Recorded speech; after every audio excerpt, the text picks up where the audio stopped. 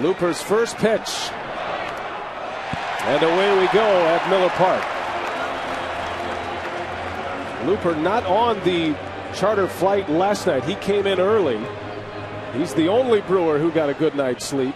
But knowing what this day meant here in Milwaukee, I'm sure Looper didn't get much sleep in his own right. He's a veteran pitcher, but pitching on opening day in the home opener is still something special. Yeah, he got 12 years in and still sleepless nights, and a start for a pitcher on the opener. Probably didn't get to bed, probably sleep till 3 o'clock anyway, so what's the difference? Well, Looper penned for this home opener by manager Ken Maka as part of the 3 right-handed pitching sequence of veteran starters for the Brewers. Maka wanted to make sure he had Looper and Dave Bush and Jeff Suppan all start against the Chicago Cubs, and that'll be the rotation for this 3-game series.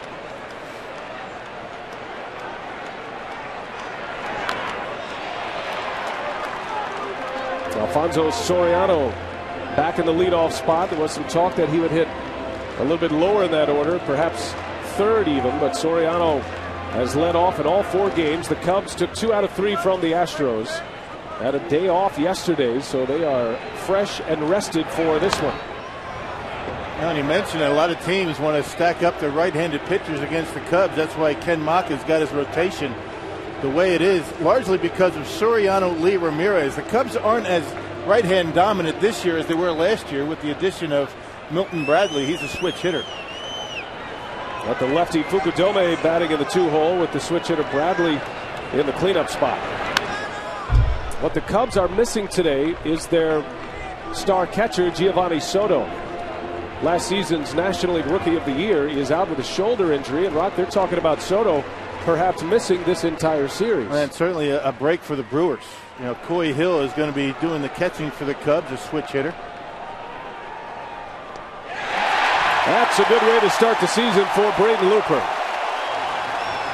So the newest Brewer strikes out Alfonso Soriano. Now, how about this pitch? A 2-strike splitter, well located down in the dirt by Braden Looper. Well done. Able to get ahead in the count. Some good quality pitches on the corners, and then put him away with the split. And here's Kosuke Fukudome. Off to a red-hot start, just like he was last year. Looper pounds a fastball in there for a strike. Fukudome has 4 hits in the early season, including a home run. Man, one of the things the Cubs did a pretty good job of in Houston was jump on top early. Did that a couple of times. Important for Looper to keep these guys off the board.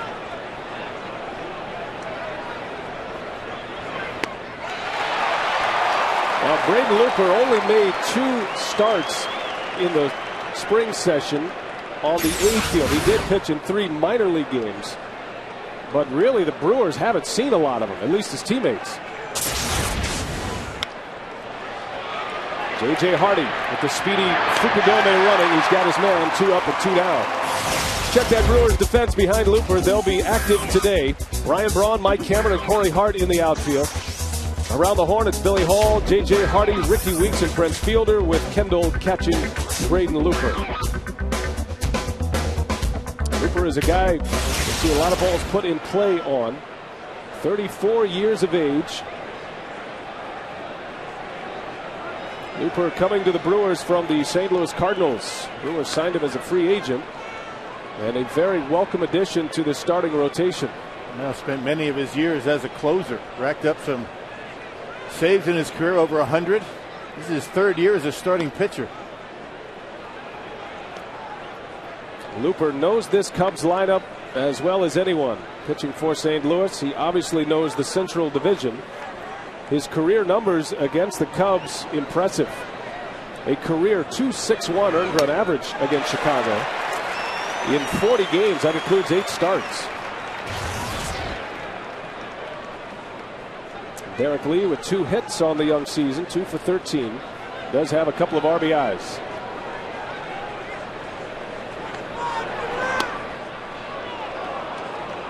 Well, good command so far for Braden Looper. You can see Kendall setting up on the inside corner.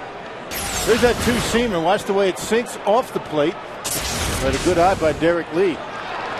And Lee, always a tough at bat, draws the walk. So the Cubs with a base runner with 2 outs. And here comes their key free agent acquisition of the offseason, Milton Bradley.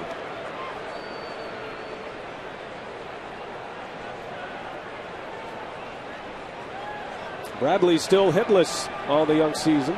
0 for 9. He has scored a couple of runs. But he gives this lineup in Chicago the kind of balance that Lou Piniella was searching for last year. This guy takes about as many pitches as anybody in baseball. And he's not afraid to walk. He does not have a base hit. But his on base percentage is at about 360. He's got 4 walks. And he's been hit by a pitch.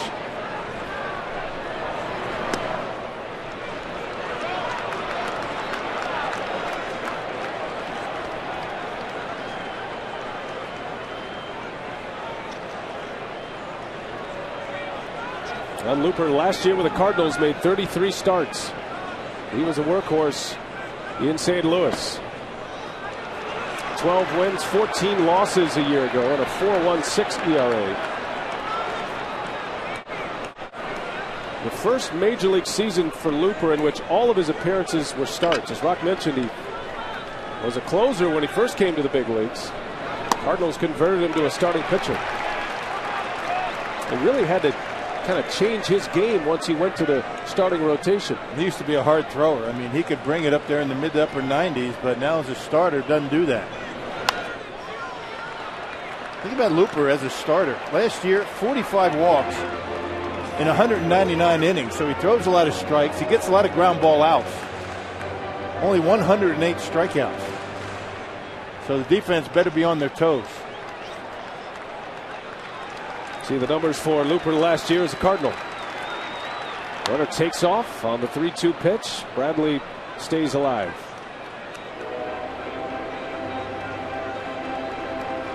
Bradley an all-star last year in the American League. He got the start as the designated hitter in the Midsummer Classic. Member of the Texas Rangers a year ago, hit 22 home runs, 70-plus RBIs.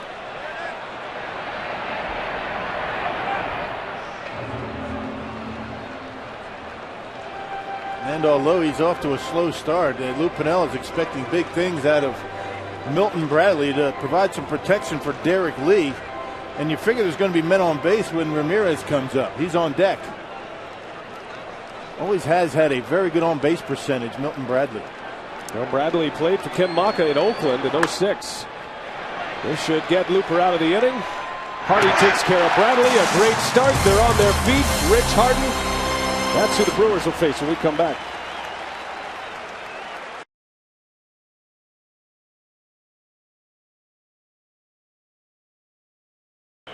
He looks good. Yeah.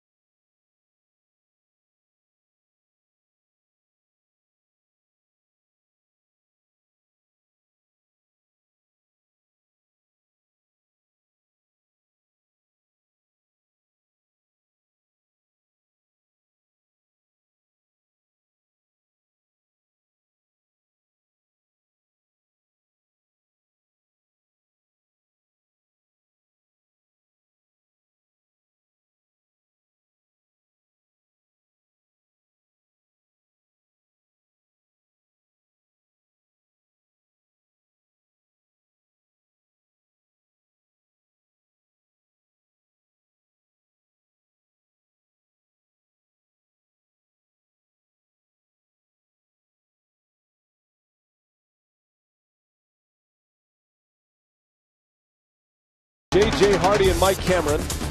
And the bottom three, Bill Hall, Jason Kendall, and Braden Looper. Looper can swing the bat, folks. He is not a guaranteed out.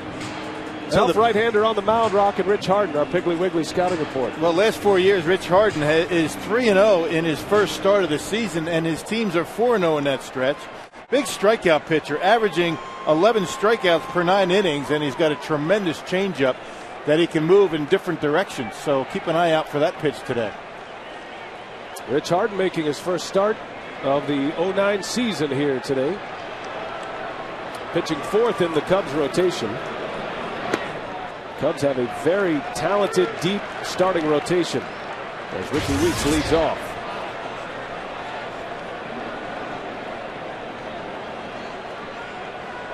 Weeks with a couple of hits.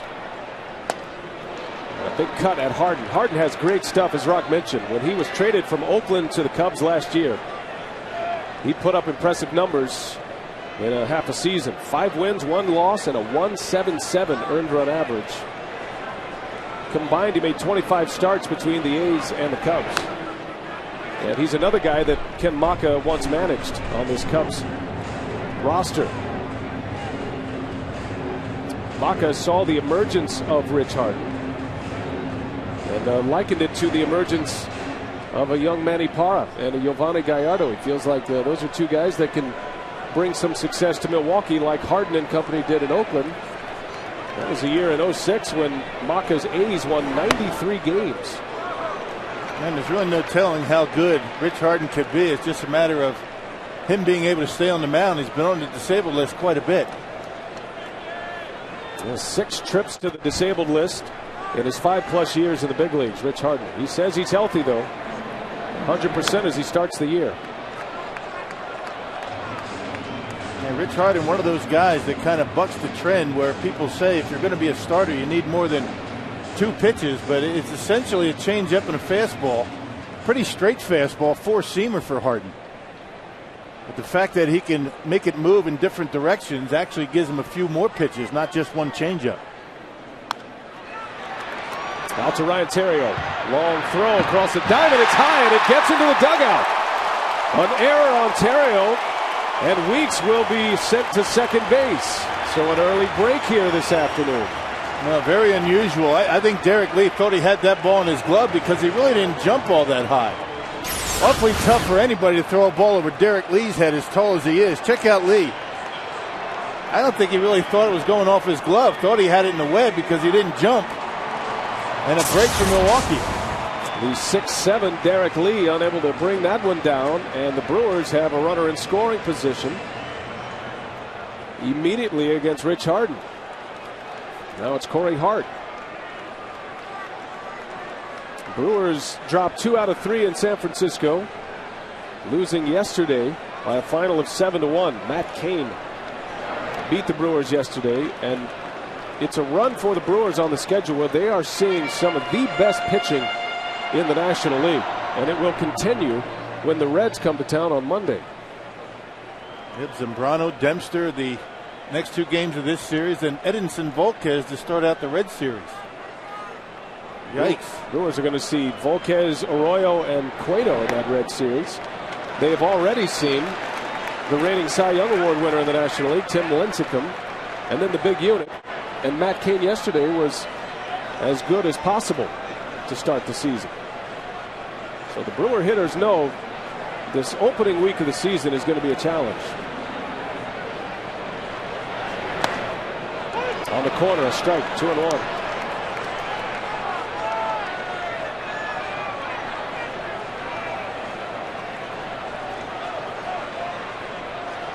Harden is a Canadian from British Columbia, Victoria, British Columbia. A push bunt, a good one. Little indecision. Hart races to the bag, and Lee tags him out. Good idea and executed well by Hart. That gets Weeks over to third base. Well, that's how important Ken Maka thinks that first run of the game is going to be today. Get them to second base. Corey Hart. It looks like something between a cross between a bunt for a base hit and a sacrifice. It'll go down as a sacrifice, but a pretty good bunt by Corey Hart. It's one of the reasons Maka likes Hart batting in the 2-hole. He can do a lot of things with his speed. Puts a lot of pressure on the defense, stays out of double plays, and gives you a chance at a hit on bunt plays. So Ryan Braun bats with a runner at third in this first inning. Brewers trying to strike first in front of their home fans. Braun with 4 hits already. Ryan yesterday was 0 for 4. Had 2 hits in each of the first 2 games. And against Randy Johnson back on Wednesday, Braun with a couple of doubles. And both of them to the opposite field. You like to see that. I think yesterday's 0 for Ryan Braun, essentially because of how good Matt Cain was.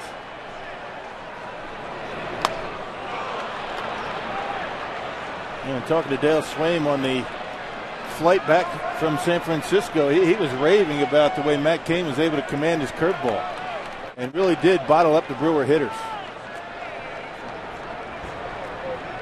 Well, Dale Swaim, who managed the Brewers in the postseason last year, took over with 12 games remaining on an interim basis. Takes over a very potent offensive attack this year. These are the kind of spots that Dale Swaim has emphasized to his players to get the job done. Infield back, the Cubs are surrendering a run. Runner at third and just 1 out. There's a lot of ways to score the runner from third base in this situation. Now you got to put the ball in play. That's the first thing. And Braun does just that, and then some. A line shot, and the Brewers are on the board in the first inning in their home opener. Boy, what a nice swing by Ryan, huh? A changeup down in the zone. Ryan Braun, nice and easy, just drops the head of the bat on it and hits a rocket into left. Well, boy, what a nice, easy swing for Braun. Check it out. Ball going down. Ryan stays right on it. That's what you call shortening up with 2 strikes. Didn't overswing, and that ball just jumped off his bat.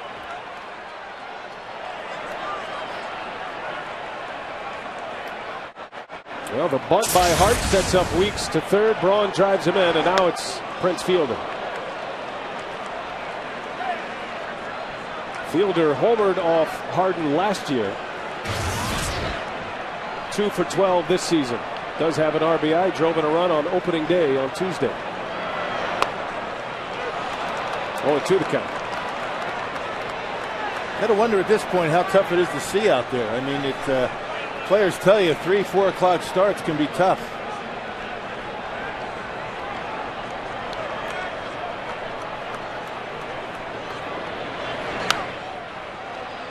Well, especially on a bright sunny day like we have outside Miller Park. Temperature's still in the 40s, so too cool to open the roof. But at Miller Park, the challenge is the way the light kind of beams in from all directions. We have shadows in very peculiar spots. Fielder shatters his bat. That one will end up in the seats. Now, Rich Harden is a strikeout type pitcher, as Fielder breaks Ricky Weeks' bat, apparently. Sorry, Rick. Now he'll go get his own. Whatever feels good. Prince is notorious for that. He'll grab anybody's bat if it feels good to him. Why not?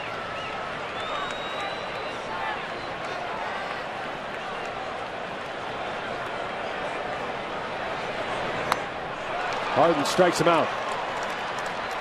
So the second out of the inning. That's what Harden does. He is a strikeout pitcher when he is on his game. He's a swing and miss pitcher overall. And it's because of his changeup. I mean, that fastball is only 91 miles an hour right down the middle of the plate. And because in the back of your mind, particularly with 2 strikes, you got to protect against that off-speed pitch. He could throw that average fastball right by you. That's what he did to Prince. So 2 outs for J.J. Hardy. The Brewers on the board in the first inning. Ryan Braun with an RBI single. And it's Hardy facing Harden. Trying to get Braun on the move at first base.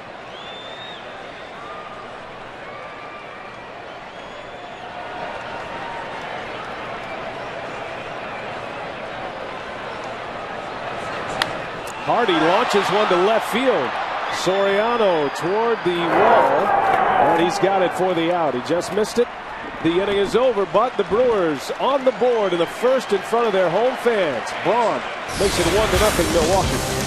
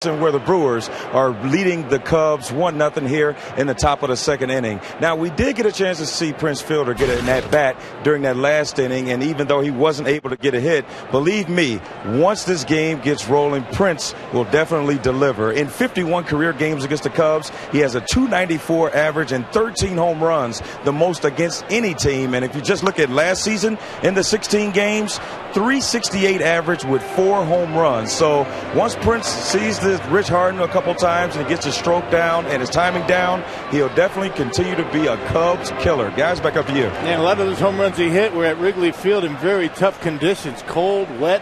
Prince sees the rise to the occasion against the Cubs. Well, he has certainly become, even at 24 years of age, a big game type hitter. Prince had some monster hits, monster home runs in the pennant chase last year. Braden Looper appears to have very good stuff early, especially the split finger fastball. And as you mentioned, we didn't see much of him in spring training. He missed about 2.5 weeks with that oblique problem, but he did pitch 6 innings his last time out in a minor league game in Arizona. One thing that's impressive so far, his ability to command all of his pitches, the splitter with 2 strikes, keeping the fastball down. Looper suffered a strained oblique muscle on his left side in late February. That's what knocked him out of the regular rotation. So he walks Ramirez. Well, throughout the broadcast today, we're going to take you back to some of the great moments in Miller Park history, at least of last year. How about number 10? We started with the fans. Over 3 million coming through the turnstiles, a new Miller Park record. And if there is a pennant race this year in Milwaukee, you can bet that number will be challenged once again. And the fans should not minimize their contribution and what they did to get that team to the postseason. Incredible. What was it, 20-some in a row? Sellouts? Yeah, 22 in a row at one point. And it's not just the noise, which the players say is significant, but obviously it gives Doug Melvin, under Mark Adonasio's leadership, an opportunity to go out and spend and pick up free agents. Guys like Braden Looper. Hot smash. Weeks fields it. That's going to be an easy double play. A slick play by Ricky Weeks. A heck of a job by Ricky. I mean, that's do or die. I'm not sure if you really have time to decide how you want to play that one. Not sure if Ricky caught it or it caught Ricky, but it's a double play. That's a heck of a play by Ricky Weeks. All the hard work that he and Willie Randolph put in spring training paying off on that play. Ricky just saying he's ready to let the game come to him at this stage of his career. And that's saying a lot. He wants to try to slow things down. He's such a gifted athlete. What he and Willie Randolph have been working on is, there's a time when it takes the fast react plays, but sometimes in baseball it doesn't. You got to let it come to you. That was a fast react play, and Ricky Weeks started a 4-6-3 double play. And that could have very easily been first and third, nobody out for the Cubs. Instead of 2 outs and nobody on.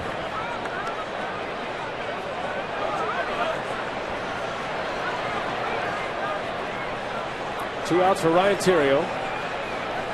Cubs shortstop committed an error in the first inning that led to a Brewer run.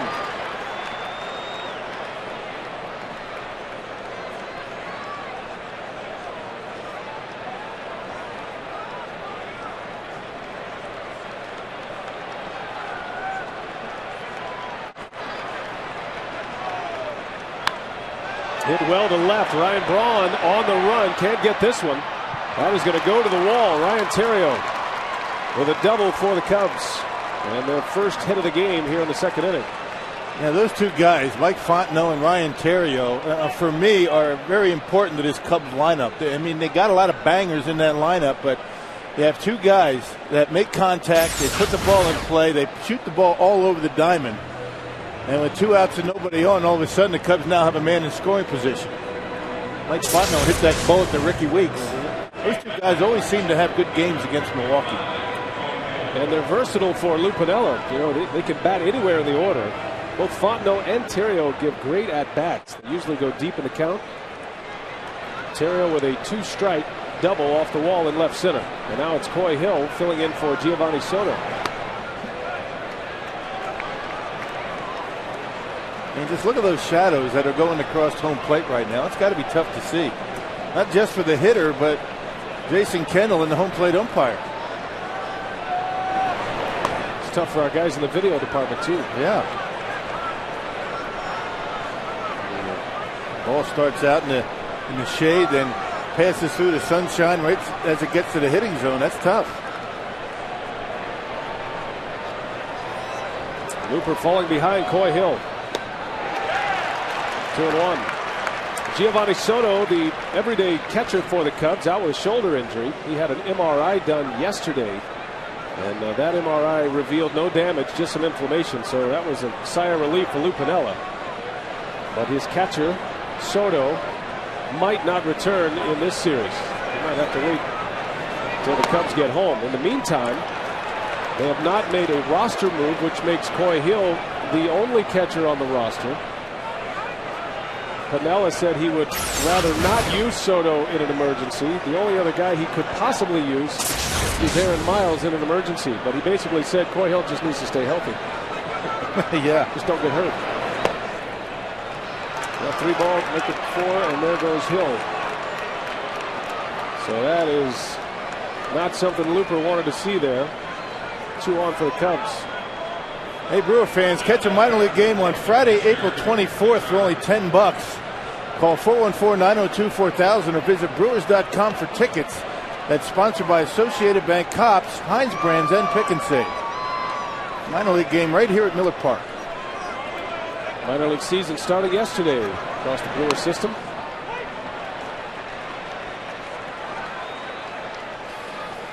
Rich Harden, the Cubs pitcher, had 3 hits last year between the A's and the Cubs. 3 hits and 27 at-bats. He did have 1 RBI. And 2 on with 2 outs. And Looper hopes to make short work of Rich Harden to get to the dugout. And because Harden was on deck, he was going to be very careful with Coy Hill. That's why he didn't give him much to hit. Tried to get him to chase some breaking pitches, but the idea is to not allow the number 8 hitter to drive in that run. Got him. So the Cubs strand a pair. Another scoreless inning for Looper, and the red-hot Mike Cameron set to lead off when we come back.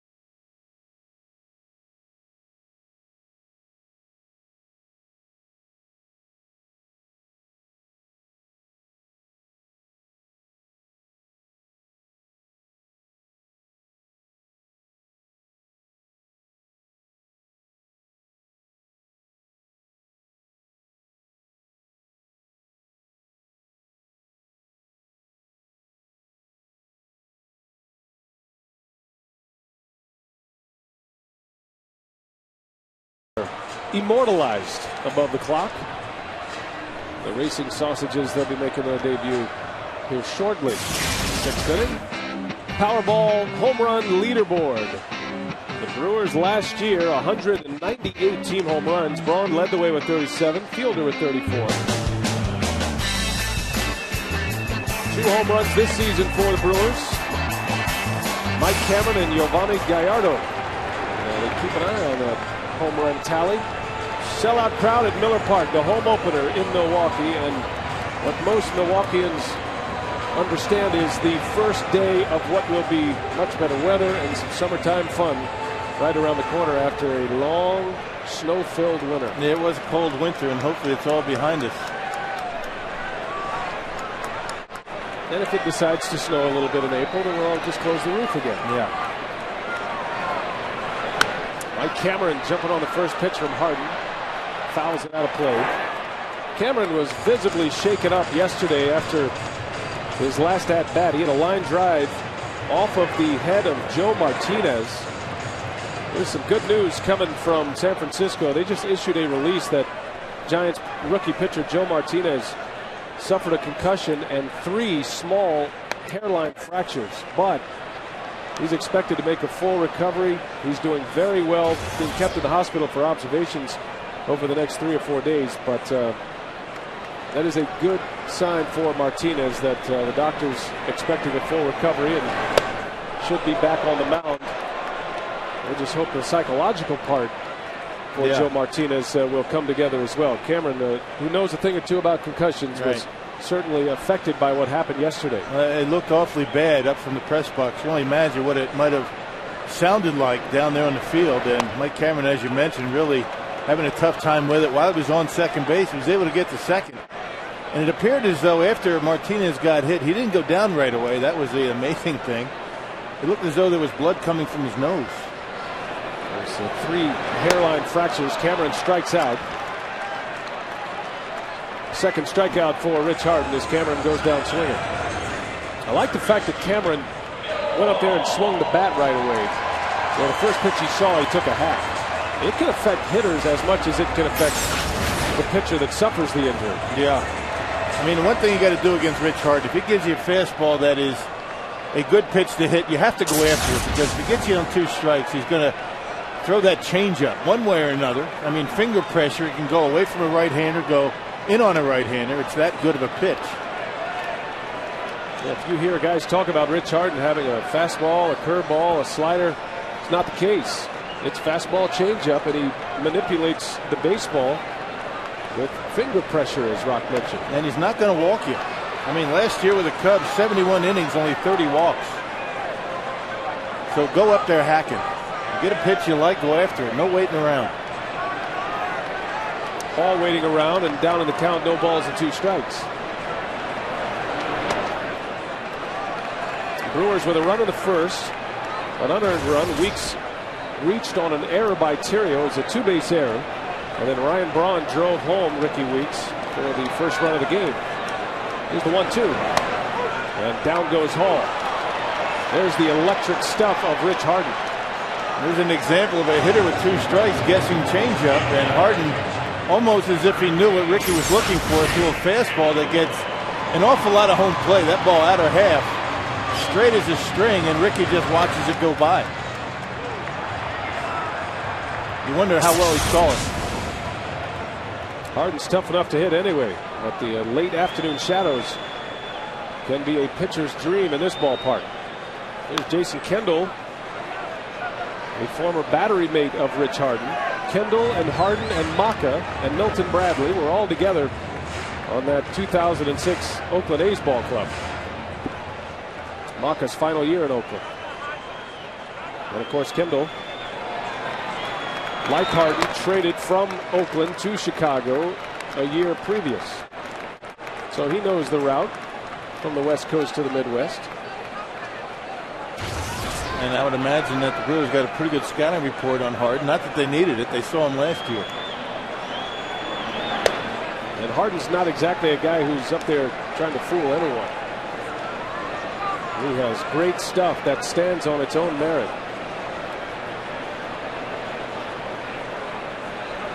1-2 to Kendall. And down goes Jason Kendall. Rich Harden strikes out the side. 3 up, 3 down. We head to the 3rd inning from Miller Park. Harden locked in. The Brewers have the early lead.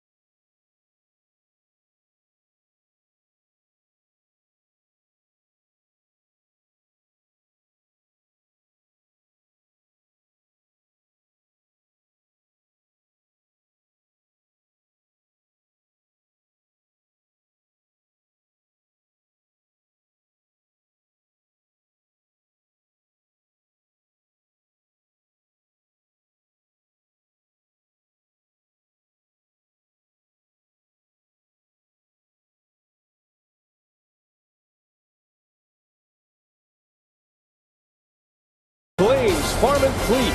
You'll always find value at your local Farm and Fleet. By Piggly Wiggly. Shop the pig and save. And by Ho Chunk Gaming, Wisconsin. It's going to be an exciting day. You know, it's one of 162, but it's definitely one that it would be. It's going to be a lot of fun. That's Braden Looper who gets the nod for the home opener, the veteran right-hander. Looper through the first 2 innings, 45 pitches, 2 scoreless innings against the Cubs. Now he's back at the top of the order. And Alfonso Soriano, who struck out to start this game today. First of a 3-game series with the Cubs. First of a 6-game homestand. Cubs, then the Reds to open the 2009 campaign. Can't wait to get rolling once again.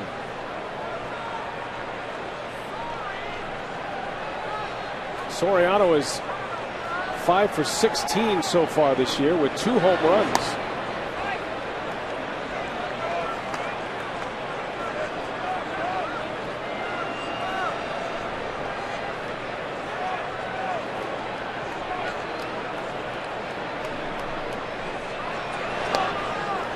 Remember how slow of a start Soriano got off to last year. Wasn't moving around very well in left field.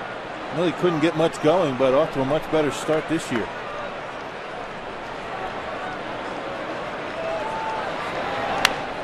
Hammers that one to right. Corey Hart coming in. He's got it for the out. So 1 going here in the Cubs' 3rd inning. Soriano is 0 for 2.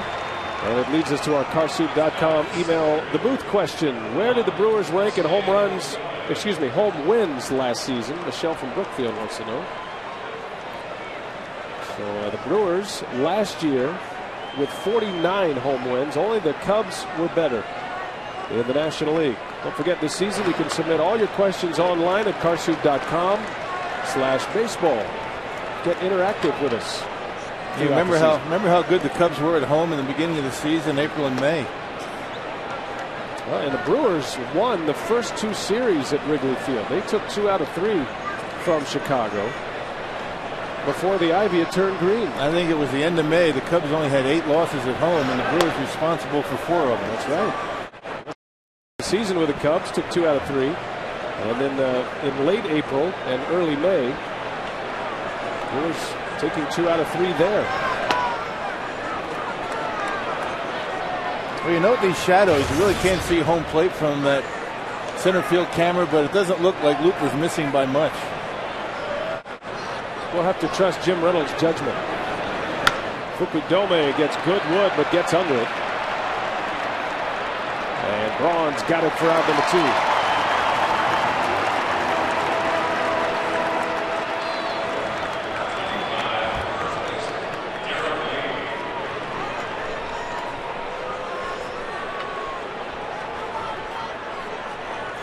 And not easy to see out there right now, and it's not going to get much better. It's going to get worse before it gets better.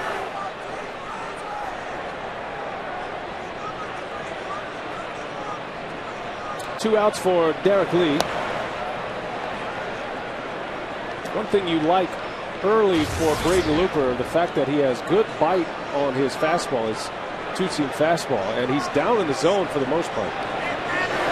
And that's something that Ken Maka expected. You know, he wasn't concerned about Looper's numbers in Arizona because sinker ballers, split finger pitchers in that dry air of Arizona always seem to struggle. Looper no different this year. And veterans know how to get ready. I mean, they know how to work spring training.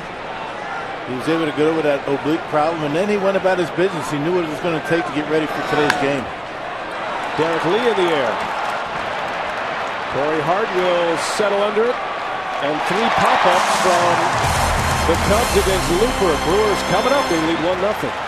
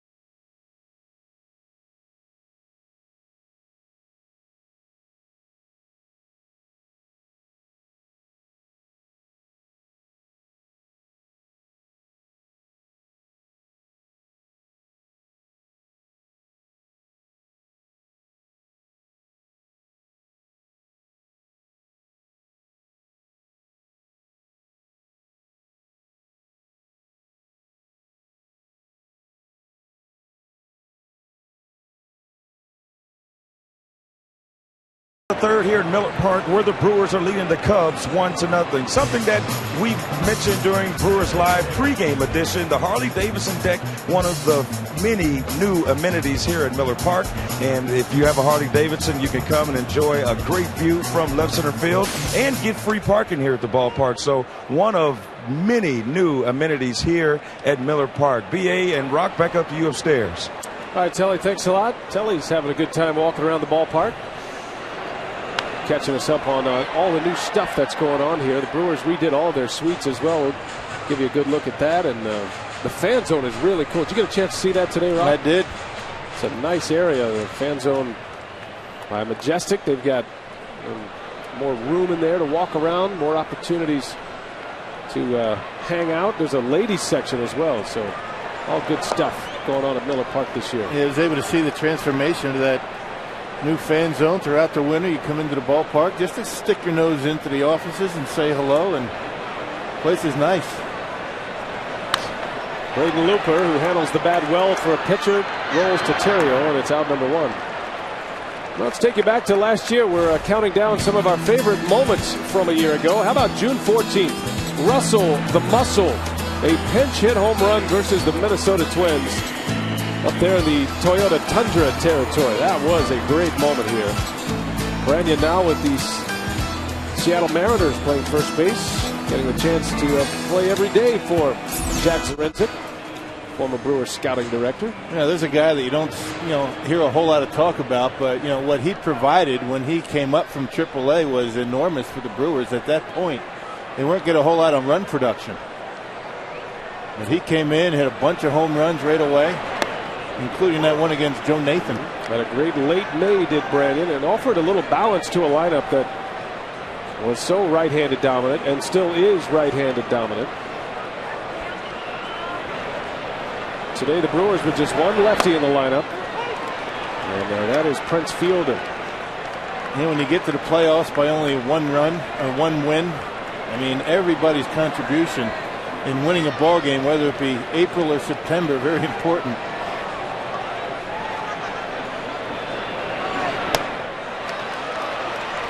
Weeks down on strikes in his second look at Harden, and Harden has now racked up 5 punch-outs. Got to be tough to see because the Brewers are swinging through a lot of fastballs. Even Jason Kennel, a guy doesn't strike out much, swinging through a fastball. Hey fans, create your own Milwaukee Brewers collectible using your favorite photos at the photo store on Brewers.com. In 3 easy steps, you can make your very own Milwaukee Brewers memory. Go to Brewers.com. Corey Hart bats with 2 outs. Harden, who is known by most scouts as probably at the top of the list as far as swing and miss pitchers, is turning into that here this afternoon. The last 7 batters, he has 5 strikeouts. Averaged over 11 strikeouts per 9 innings for the Cubs last year.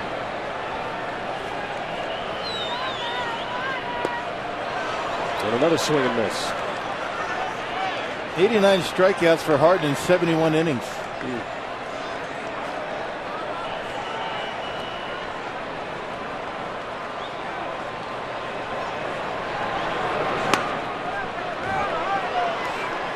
Harden struck out 92 in Oakland in 13 starts. He had 12 starts as a Cub, 13 as an Oakland Athletic. Hart hammers out one deep right center field. This one well hit, and it is gone. Corey Hart with a solo home run, and the Brewers lead it 2-0. Bernie slides for the first time this year as Hart goes deep. No mistake by Rich Harden. Fastball right down the middle for Corey Hart, down in the zone. There it is, right there. Corey with a nice easy swing, taking it to the right center out there in the tundra territory, and that's what they do. They hit home runs, 2 outs, nobody on, and a run in. Hart with an opposite field smash, his first of the year, the 3rd team home run for the Brewers, and it comes with 2 strikes and 2 outs. Hart hit 20 a year ago, as Ryan Braun fouls one away. No, that actually might have been a changeup. That ball looked like it was going away right at the last second, left it up in the zone. And Corey didn't try and pull it, so good at bat by Corey. Saw that one pretty well.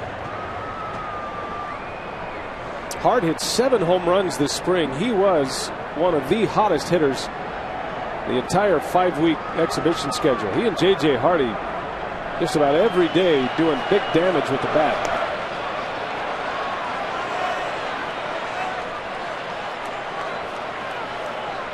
And it was consistent throughout the beginning of spring, from the first game, from the inter-squad games until the end of spring and into L.A. Those guys are swinging the bat well. 0-2 on Ryan Braun. Down he goes. Harden with a big fastball upstairs. Braun strikes out, but Corey Hart brings him to their feet early at Miller Park. A bomb into right center, and it's 2-0 Crew.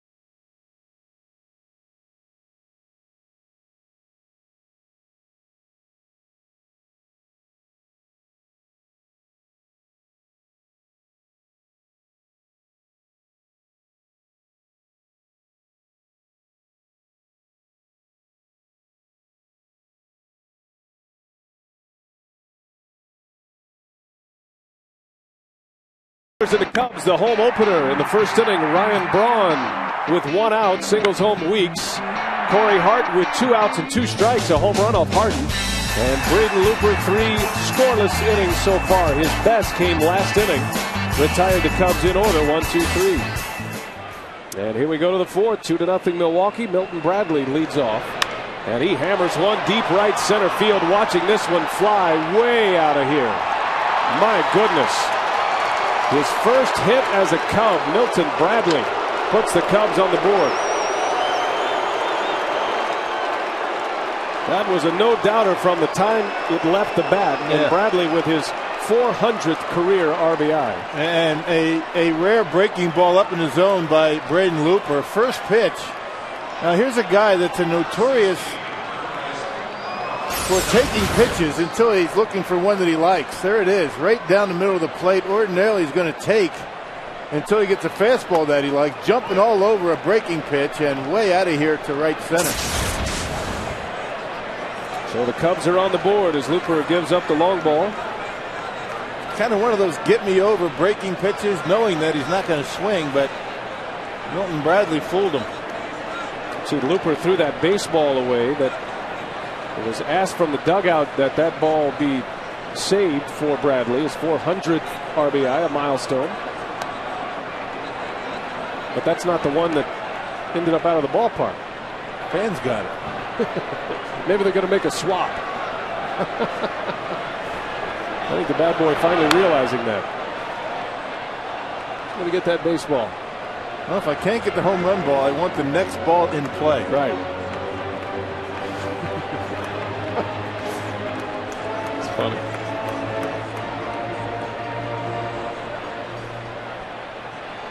Looper didn't want it anyway. Ramirez takes the ball. 2-2 the count on Aramis Ramirez. Continues to put up monster numbers in Chicago. You can count on him for 30 home runs and 100 RBIs just about every year.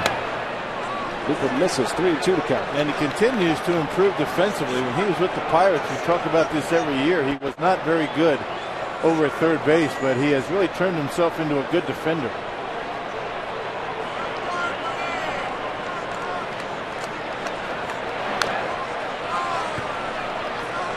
Now Ramirez was 4 for 6 with 4 RBIs Wednesday in the Cubs' 11-6 win over the Astros. So he's coming off a big game. 4 of his 6 hits on the season coming in the Cubs' last game in Houston on Wednesday. They had the day off yesterday. And he lines out into left. Braun's got it. First out of the inning.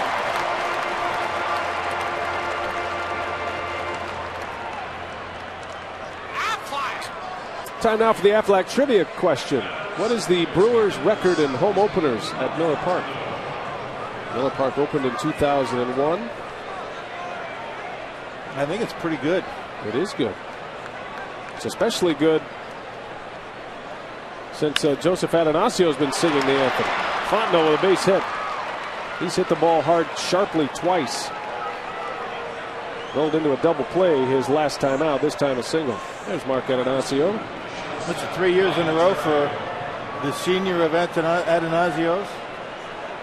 I think so. Special moment down there on the field. Here's that guy again, Mike Fontenot. Remember him from last year. Every time he used to come in and pinch hit or get a start. Great problems for you. Now the everyday second baseman for the Cubs. And reuniting with his college teammate Ryan Theriot as the starting double play combination on the north side this year.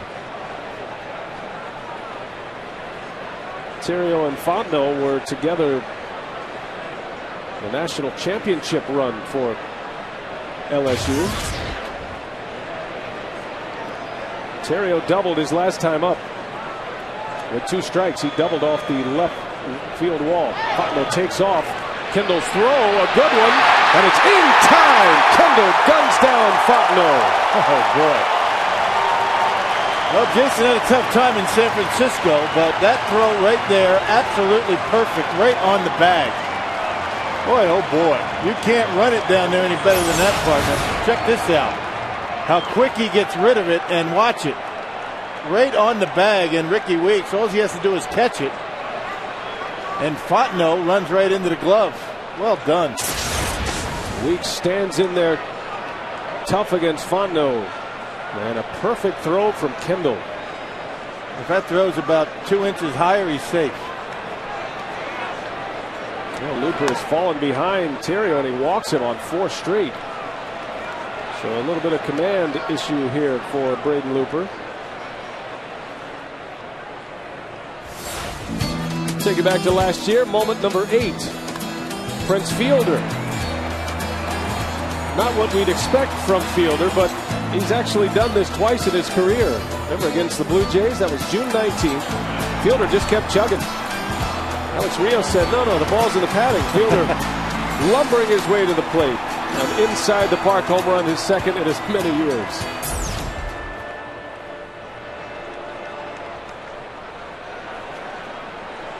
Little different look to that right field fence.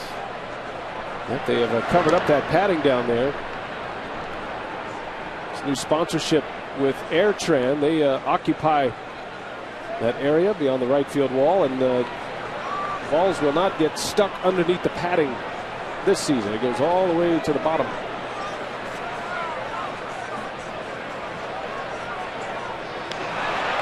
Close play. Looked like Theriot wanted to run.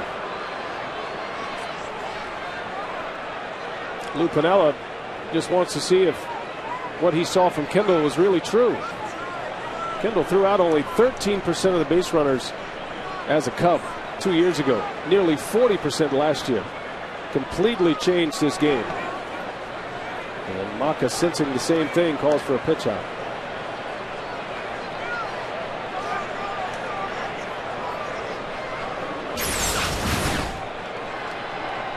That didn't miss by much.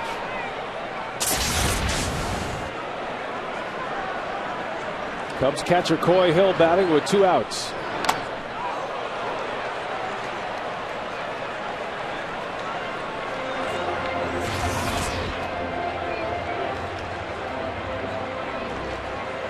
Cubs had Henry Blanco backing up Soto last year. Blanco now with the Padres. Coy Hill won the job out of spring training. He had a battle with Paul Bacco. Very good defensive catcher. Now a switch hitter, and you don't figure Coy Hill unless Soto ends up hurting himself and being out of the lineup for an extended period of time. You don't figure the backup catcher to catch all that much with the Cubs. Soto caught just about every day last year.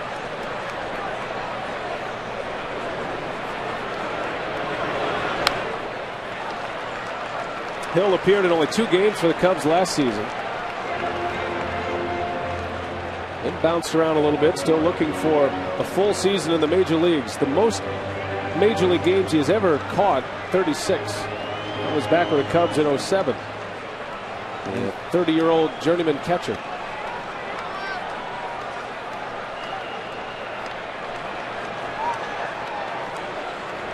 One, 2. And that one just missed. I mean, everyone was walking off the field for that one. Yeah, even Coy Hill, he thought that was a strike. It's been like that all day. I'm not sure where that missed. And Coy Hill, he thinks. Jason Kendall, infield, they're running in. 2-2 to Hill. Check on Theriot.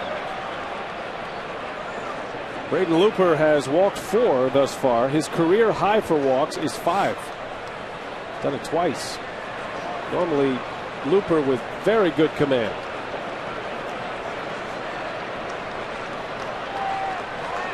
Two to 1 Brewers lead the Cubs. And Hill down on strikes. Went right back to it. And Hill is gone. And Looper through the 4th. But the Cubs are on the board. The newcomer Milton Bradley, his first hit as a Cub, is a long ball.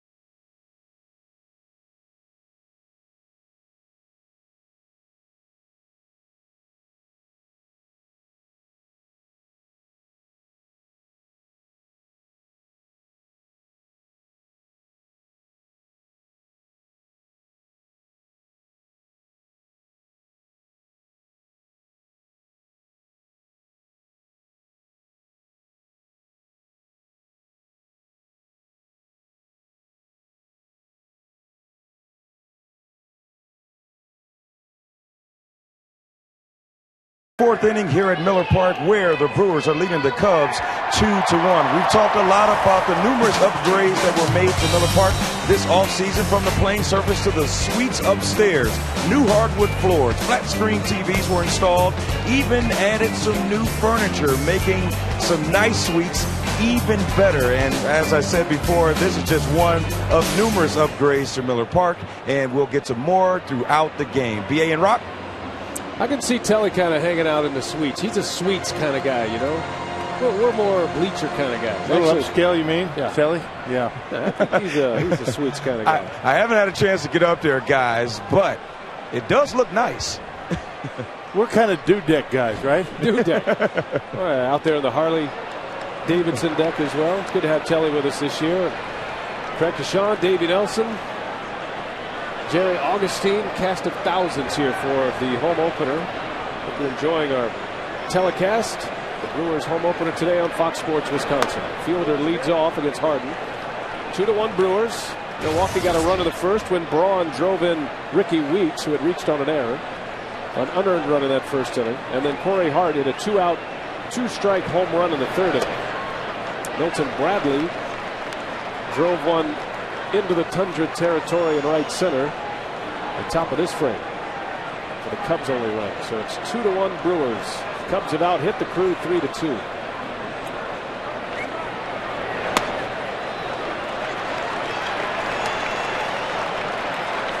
Fielder has gone with the glasses, the amber glasses, as the shift is on for Lou Piniella's defense.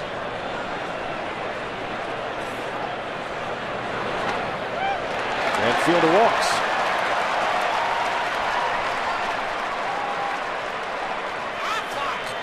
Aflac trivia. The Brewers record in home openers at Miller Park. What do you think, Rob? That's pretty good. 6-2 and undefeated. With Joseph Atanasio singing the national anthem. Hopefully that trend continues. I remember the first in 2001 against the Reds. Richie Sexton's home run won the ball game. Big Daddy Jeff D'Amico started that ball game for Milwaukee. Jeff D'Amico. I wonder what he's doing now. Yeah, no kidding. I saw Jeff D'Amico coming up through the minor league system. Talk about a man among boys coming up in the farm system. Big boy. Huge. Yeah. He was about 6'7", 6'8", something like that. Good curveball. Yeah. Got to get Davey on that. No, he's in charge of the alumni for the Brewers. That's right. I bet he knows what he's doing. He would know. Davey's busy preparing for Brewers Live following the game. He's in the green room with the grapes and the fruit and all the makeup. How times have changed, though, huh, Rob? From Miller Park opening up in 2001 to where this franchise is right now in 2009. Well, they go to 2002, where the Brewers lost 106 games. That was a rough season. And to get to last year, where every game in September meant something. Hardy down on strikes. Can't believe the call from Jim Reynolds. And he's barking a little bit as he heads back to the dugout. That plate's been pretty small, at least for the first 3.5 innings for Jim Reynolds. Must be tough to see for everybody, but the ball looked like it might have had the plate. Corey Hill was setting up on the inside corner. That's why he reached. JJ thought it was low.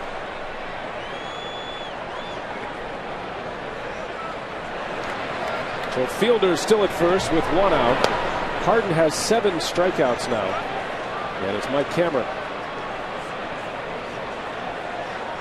There's no question when Harden is on the mound, he is one of the premier pitchers in the National League. It's just getting him on the mound is the key. The Cubs feel like he's healthy. He's 100%. Matter of fact, Harden moved to Arizona in the offseason to work out with the Cubs athletic training staff. And says all he can do is just make a start every 5th day to prove his detractors wrong. Cameron into left center field. Fukudome converges, and he's got it at the track. Slightly off the end of the bat for Cameron, and it's out number 2.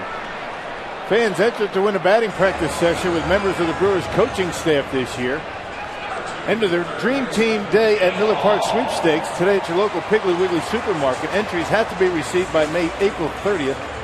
I want to say May, but April 30th. Piggly Wiggly, shop the pig and save. And I'll tell you what, Brewer coaching staff throws some pretty good BP. Yeah, nice BP. They throw a nice ball. So do you, partner. I might even jump in there. Here's Bill Hall, his second crack at Rich Harden today. Harden struck him out looking back in the second inning. That was part of the striking out of the side for Harden. 7 punch outs now for the Cubs right-hander. And Hall's down 0-2. Rich Harden has limited the opponent to a .216 batting average in 109 career games. That's impressive stuff. And he's averaged nearly a strikeout per innings pitched. Hall gets under one. Soriano got a late break, and it falls. Soriano nowhere to be found, and Hall is going to be safe at second with what I assume will be a double. No, that ball actually went off of Terrio's glove. I mean, Soriano never saw it, or if he saw it, he made no real effort to get there. But that ball's got to be caught by the left field. That's a terrible play by Soriano out in the left. Terrio had to go a long way. He got closest to it. Look how deep he's out there in left field.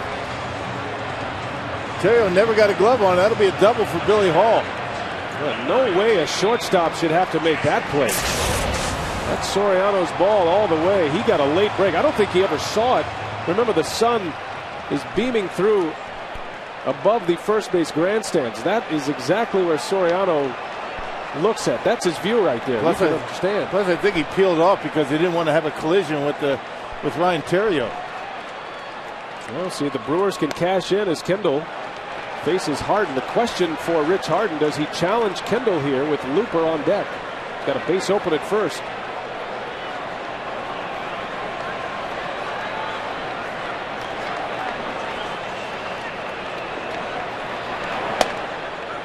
No, they want to see if Jason's going to get himself out. I would imagine they'd walk him at this point.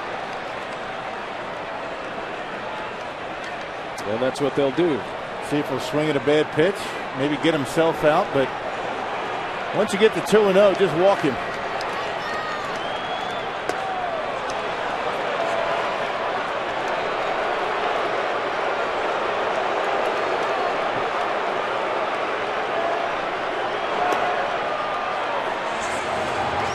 Well, Kendall walks. Giovanni Gallardo, the last time Jason Kendall was intentionally walked, hit a 3-run homer off the big unit. And Braden Looper, no slouch with the bat. His numbers back it up. Looper, 254 last year, a 222 career hitter. He had 254 last year and drove in 4 runs. Yep, and 60 plus at bats. So, yeah, a large sampling for Looper. A misplay by Soriano has the Brewers threatening in the 4th inning. Bases loaded, 2 outs. Looper just trying to put the bat on the baseball here. Ken Maka trying not to get his hopes up here. You don't want to get too greedy this early. With the pitcher up. 2-0 the count. Fielder at third. He walked to start the inning. Hall gets a gift double from Soriano. Kendall intentionally walked.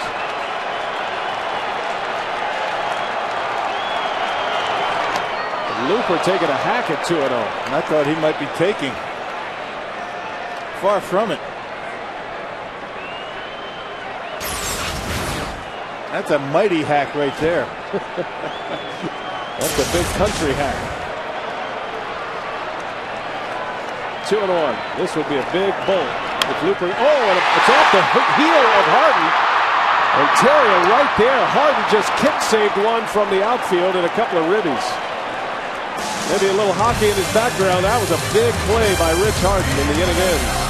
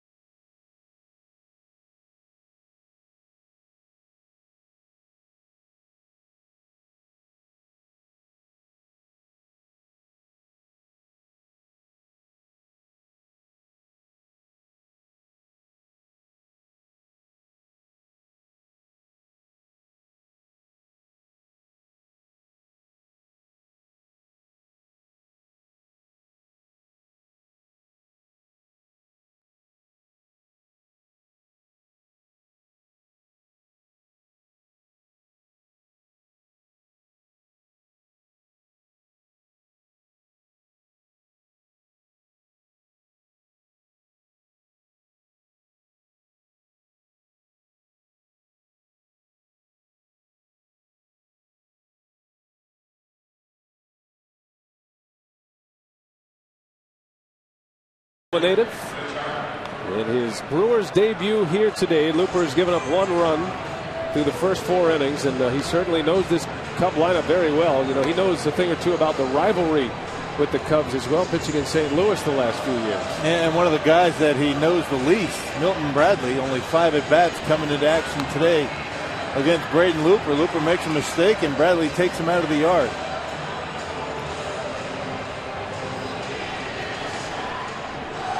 A sold-out Miller Park, the home opener in Milwaukee, and the Brewers lead the Cubs 2-1 as we head to the 5th inning. And some folks still finding their way to their seats. It's too much fun out there in the lots. The tailgating is extraordinary here. At some point they kick you out. Lock up the bathrooms out there. That'll get you into the stadium. That's true. Now, Looper will have the pitcher leading off Rich Harden, and then back to the top of the order. So this, as is usually the case with a starter, a key inning. Anytime you start to get in the 3rd time through the batting order, it's always the pivotal point in the ball game for a starting pitcher, especially for a guy like Braden Looper. Remember, he's only stretched out to 89 pitches in his final spring training tune-up, so he's still building up the arm strength. And that was pitch 79 right there. So his pitch count's in decent shape for this time of the season.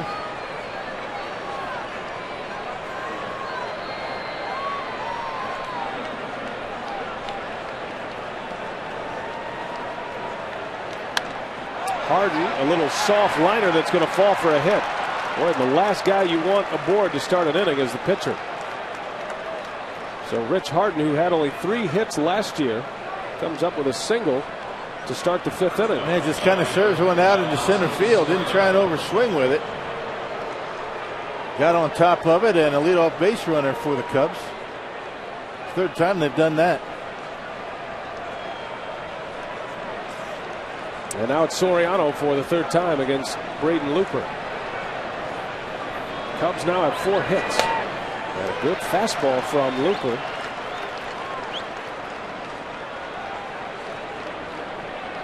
Soriano is 0 for 2 with a strikeout. Looper's walked 4. 2 strikeouts thus far. Make it 3 strikeouts.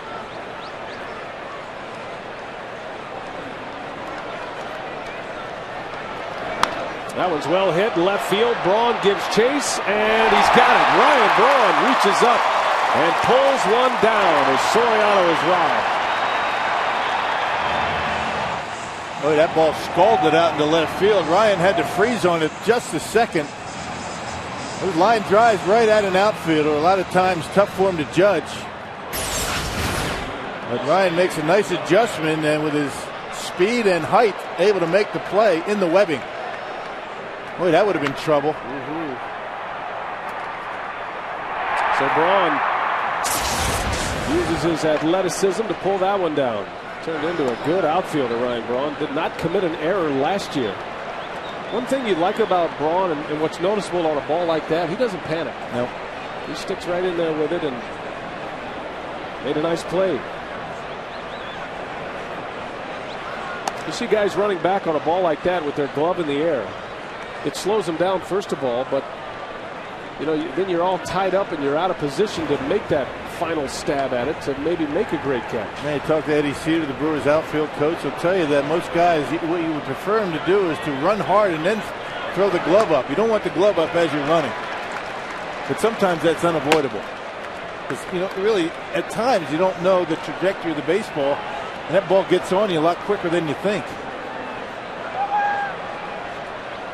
Kosuke Fukudome for the Cubs with 1 out on the ground, a base hit. And the Cubs mounting a little rally here in this 5th inning against Looper. 2 hits in the inning, 2 on for Chicago with the muscle coming up. Take it back to last season. One of the great moments here, June 19th, the same day as the fielder inside the Parker, Dave Bush had maybe his greatest game as a big leaguer. A near no-hitter, took it into the 8th inning against his old club, the Blue Jays. Bush, very impressive last year. That kind of started a run of Terrific success for Dave Bush in the second half. Now the terrific success for the Brewers in general, especially in the month of August. They were unbeatable. 5-0 for Bush. I think Suppan did not lose a game in the month of August.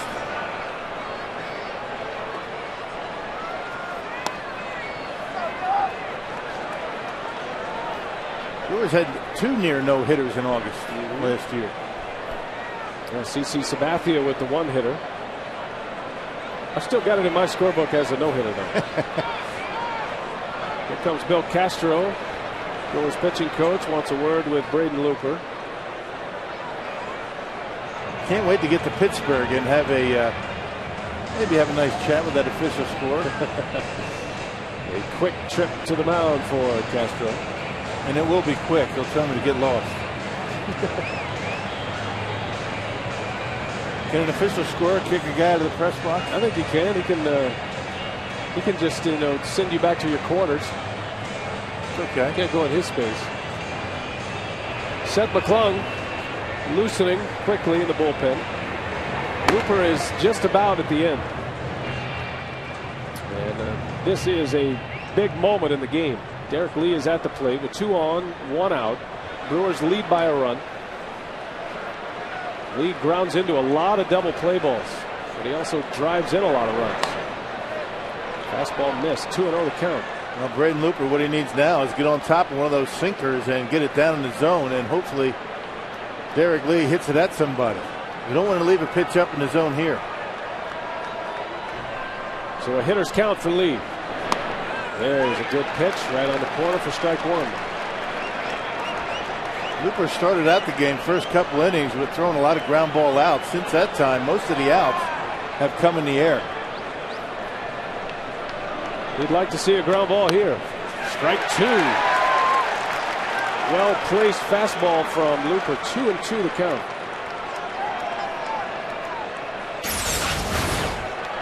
Definitely a ground ball pitch right there. Nice pitch.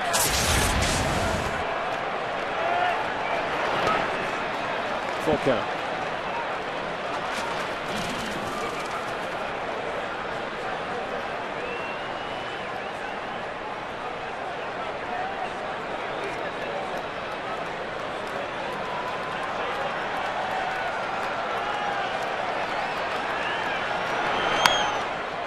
Lee fights one off. Last year, Derek Lee grounded into 27 double plays. Among the league leaders in that category. And because Harden is at second base, you know he's not going to be running on the 3-2 count. Better chance to turn 2. First and second for the Cubs. 2 hits in the inning. Harden and Fukudome with singles. And the full count pitch, and Lee takes a called strike 3. Braden Looper burns off the spot at the corner. And down goes Derek Lee. Strikeout number 4 for Braden Looper. He wasn't going to give in, that's for sure. So he tries to catch the outside corner. Ball has some late tail on it, and according to Jim Reynolds, catches the outside corner. I don't think that had much of the white, but it might have burned off the black. It was a similar location to what J.J. Hardy struck out on last inning in the 4th. So now 2 outs, and here's Milton Bradley. Bradley homered off Looper his last time up. He jumped on the first pitch. Hit it out to deep right center. His first hit as a Cub. And a milestone RBI for Bradley, number 400 in his career.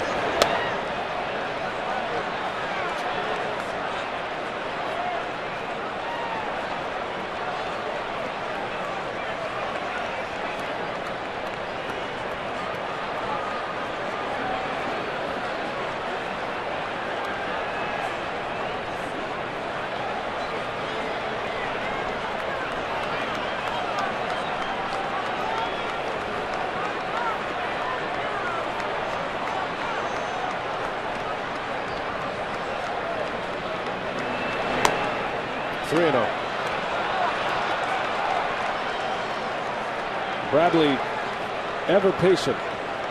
And he's probably going to have the green light if he likes it. You got to be careful. Coming to the Cubs from the Rangers. An all-star last year. Bradley swings away in the air to left. Braun has room, and that is the inning. Bradley flies out on a 3-0 pitch. And the Cubs strand a pair. When we come back, we'll talk with new pitching coach Bill Castro. Stay with us.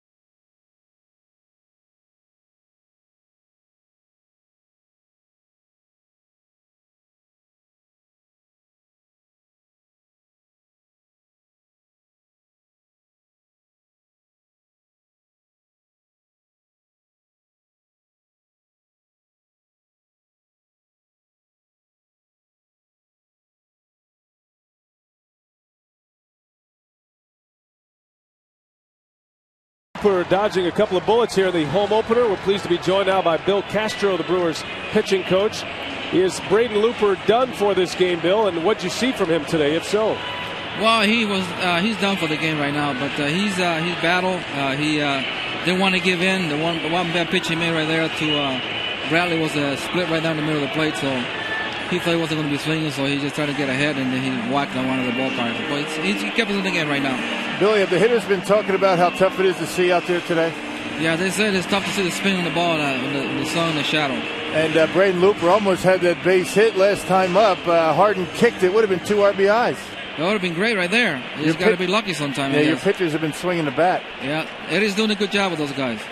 Bill Castro, thanks for your time. Okay, thank you. And Bill, a busy man trying to organize this pitching change here.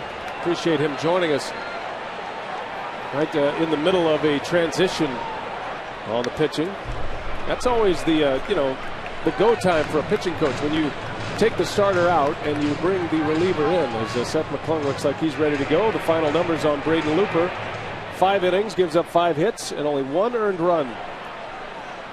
Well, outstanding performance by Looper. You really didn't know what you were going to get because he didn't pitch much in spring training. He leaves with the lead. He eats up 5 innings. Got to be happy with that. Rich Harden back on the mound for his 5th inning. Ricky Weeks, his 3rd at bat against Harden. Weeks reached on an error and scored a run in the 1st inning. Ryan Braun drove him in. It was a 2-base error by Ryan Theriot. Really cost the Cubs in that 1st. Corey Hart hit a home run in the 3rd inning with 2 outs and 2 strikes off Harden for the 2nd run. And Weeks down on strikes. Strikeout number 8 for Rich Harden. Well, let's check out today's time of the game winner, and it's the Ding-a-Ling Supper Club in Mercer. If they call the Brewers by 8 o'clock tomorrow morning at 414-902-4572, the Ding-a-Ling Supper Club gets 40 tickets to a 2009 Brewers home game. This offer courtesy of the Tavern League of Wisconsin and Miller Lite. I had to say it twice. I don't normally say it twice. It's my kind of place. The Ding-a-Ling Supper Club. I'm gonna head out to the Ding. You just don't hear Ding-a-Ling that much. I mean, that's what my old man used to call me all the time. Mm-hmm.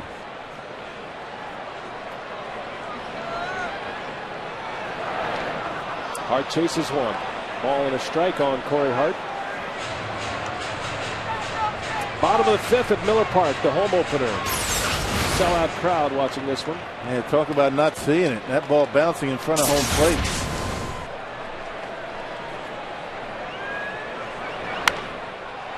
Hart down the right field line, foul. We're still thinking about that Milton Bradley at bat in the last inning, Rock. We talked to Bill Castro a little bit about that. Castro referencing the home run that Bradley hit off Looper. Well, last inning with 2 on, Bradley gets it a 3-0 count and flies out to the opposite field. Yeah, you hate to see that. I mean, if a guy's going to swing 3-0 and make it out, you at least want him to pull it or hit it hard somewhere. That was a lazy fly ball to left. You can see he's still thinking about that swing, particularly with Aramis Ramirez on deck. Cubs have now stranded 6 base runners today. 2-2 to Hart.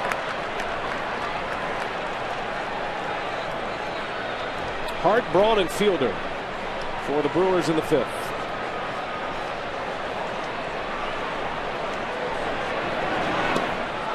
And it's strikeout number 9 for Corey Hart, or for Rich Hart, I should say. First time Hart has struck out. 2 up and 2 down in this 5th inning for Harden. Interesting thing about this, the only guy that hasn't struck out in the Brewers lineup was Braden Looper, the pitcher. That's a good point. I mean, Harden has been nasty today. He's made a couple of mistakes, but he has been brilliant.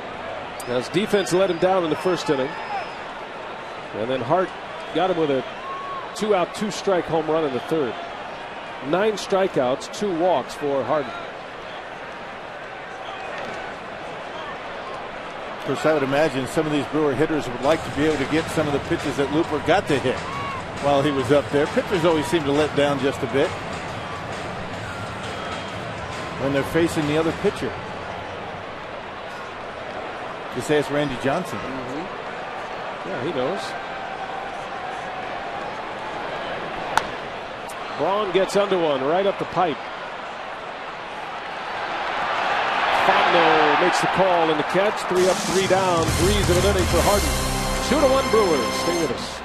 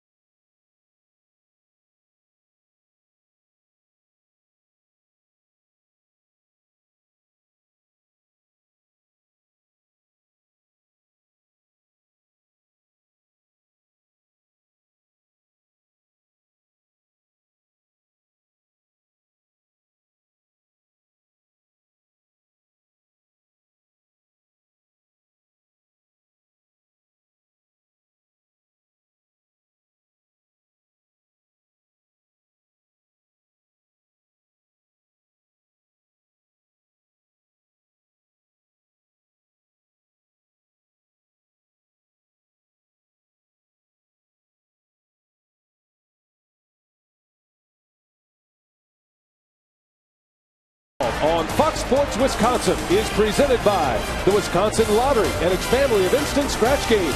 Odds are you'll like them. By AirTran. Go. There's nothing stopping you. And by Aflac. Ask about it at work. And this copyrighted telecast is presented by authority of the Milwaukee Brewers. It may not be reproduced or retransmitted in any form, and the accounts and descriptions of this game may not be disseminated without express written consent. A sellout crowd at Miller Park, one of the largest in Miller Park history, on hand today. We'll get the numbers for you when they become available. And a pitching change. Braden Looper is out after 5 innings. He's in line for the win. Now it's up to the bullpen, and first up is Seth McClung. Well, second appearance out of the pen for McClung so far. He pitched on opening day in San Francisco. There you see the numbers for him. Last year, very good as a reliever. 25 appearances out of the bullpen with a .367 earned run average. And McClung was at his best against the Chicago Cubs last year. Ramirez pulls one foul. Against the Cubs in 08, McClung had an earned run average of 1.54. Covers 5 games, and McClung struck out 18 Cubs in only 11 2/3 innings. He pitched well both here at Miller Park against the Cubs and at Wrigley. Ramirez into right. Corey Hart will watch this into the seats. You know, and Seth can rack up those strikeout totals as long as he's able to throw that curveball over for strikes, and that's going to be very important here today, because you heard Billy Castro say hitters are having a tough time seeing the baseball. So if you can throw a little bit of a wrinkle at him and throw it for a strike,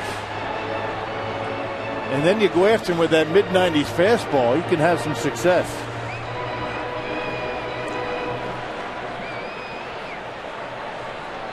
Aramis Ramirez for the Cubs, down in the count 0-2. And that one's popped up. Good breaking ball by McClung. And one away in the 6th. How about CC Sabathia as one of our great moments of last year? Just his arrival to Milwaukee was moment number 6. Sabathia wanted to be in Milwaukee right away. He had a chance to take 3 days to report to the Brewers after the trade, but instead he showed up the next day and pitched prior to the All-Star break. Matter of fact, he made 2 appearances before the All-Star break. Sabathia, a great run last year. Moment number 6 as we look back to last year. One man gone, and it's Mike Fontenot who's hit the ball sharply twice tonight. Grounded into a double play ball in the 2nd, and then he singled his last time up.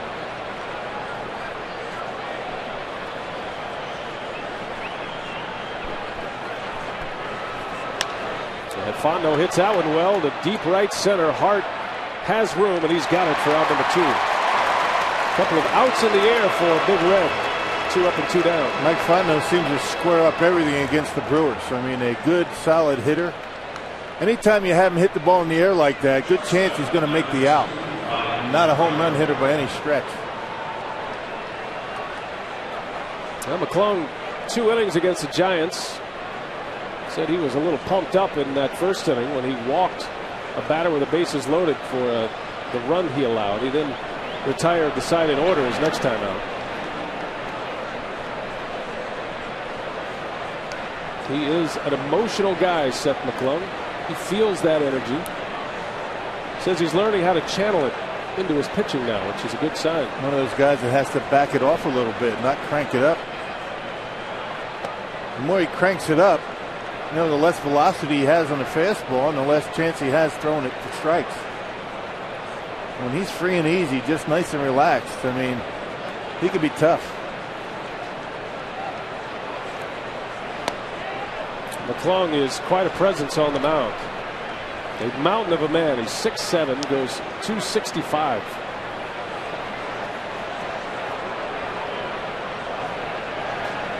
Ryan Theriot, 3-0 count. McClung right down the chute. Brewers pitching needs to be efficient here at the bottom of the order. Theriot lines one in the gap. Tough hitter. That's why Piniella likes him down at the bottom of the order. He can really extend an inning and turn the lineup over, and Theriot has been on base all 3 times here this afternoon. And ordinarily, when you have a left-handed pitcher on the mound, you're going to have Theriot at the top part of the order, number 2 spot. Fukudome not ordinarily in the lineup. But you're right. I mean, Fontenot and Theriot can hit anywhere up and down from 1 to 8. Well, key batter here for McClung. If Coy Hill gets aboard, the pitcher spot coming up next, we'd likely see Piniella go with a pinch hitter. 2 outs in the 6th, 2-1. The Brewers lead the Cubs. And the catcher forced into duty, Coy Hill, with the injury to Giovanni Soto. He's going to be down a few days with a shoulder injury. Yeah, did it on a throw to second base in Houston. I mean, it wasn't really anything serious, but the Cubs want to be very careful with him. Obviously, to lose Giovanni Soto for any extended period of time has consequences both with your pitching staff and your offense.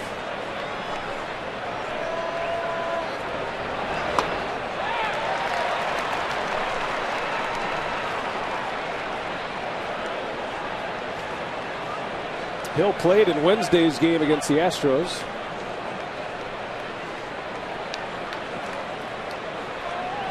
Got a lot of work this spring. He was 1 for 5 on Wednesday, final game of that series. The Cubs took 2 out of 3 from Houston in Houston.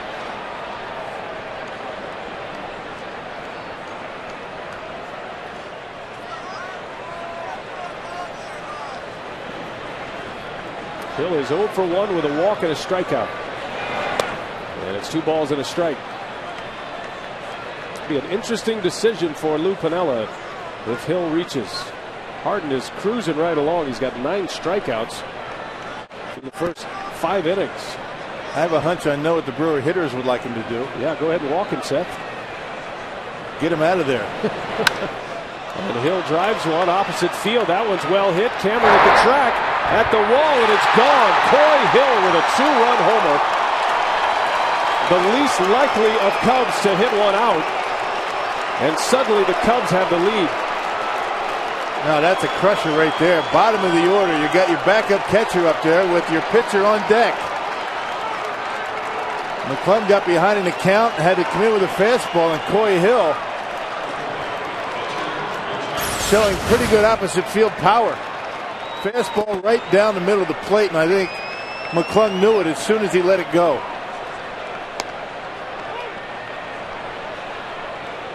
And that could not have worked out any better for the Cubs, as Harden is allowed to stay in the game now. He's on the winning side of the ledger. Coy Hill with a 2-run home run. 3-2, the Cubs lead the Brewers in the 6th inning. And McClung strikes out Harden. So Hill strikes. 3-2, the Brewers are down a run. We head to the bottom of the 6th. And when we come back, we'll have a visit with Brewers owner Mark Adonasio. Stay right there.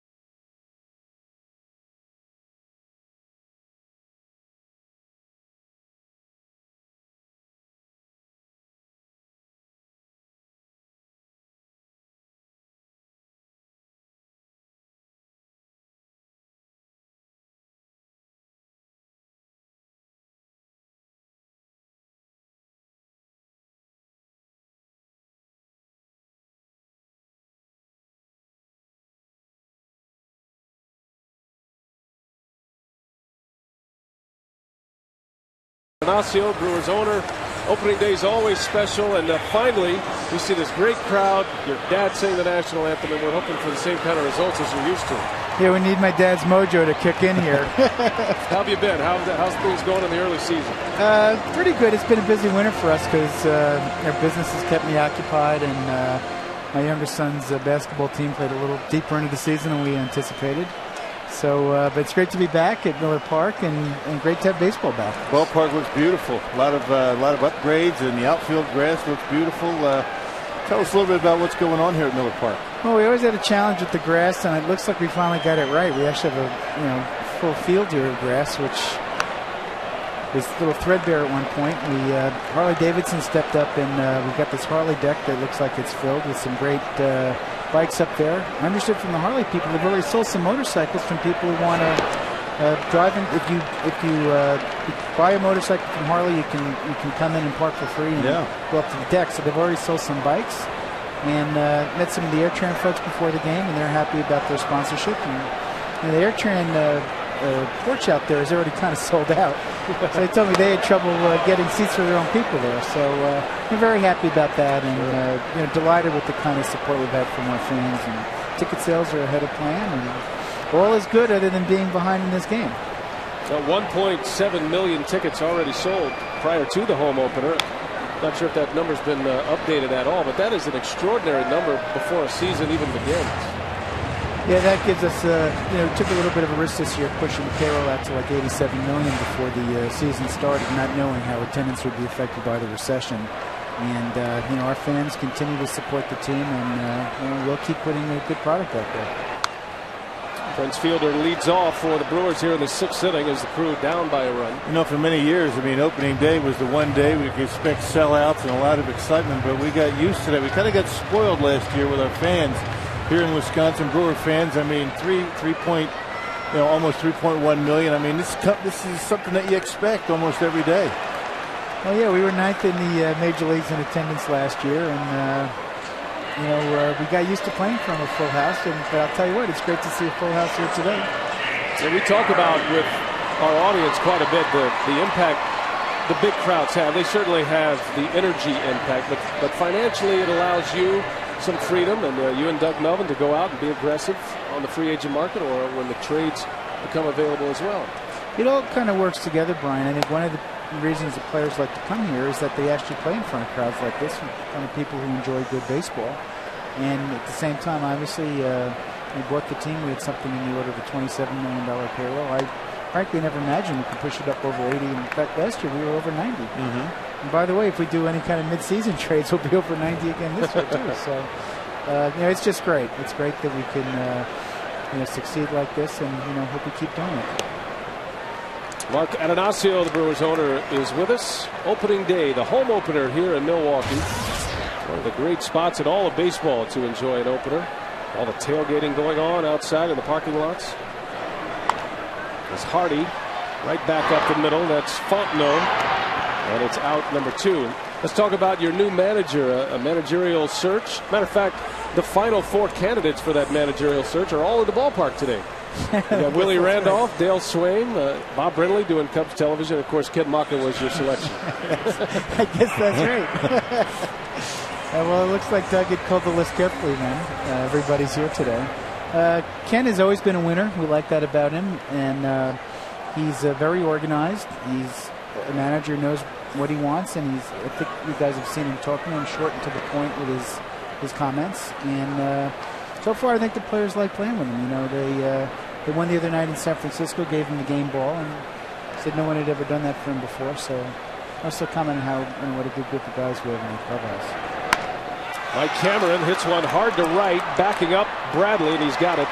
And the inning ends. Well, Mark, thanks for a few moments here. I know you're a busy man today. Congratulations on another great crowd. And let's hope we can score a few runs here and get a victory for you. A couple more runs and we'll be good. All right, that's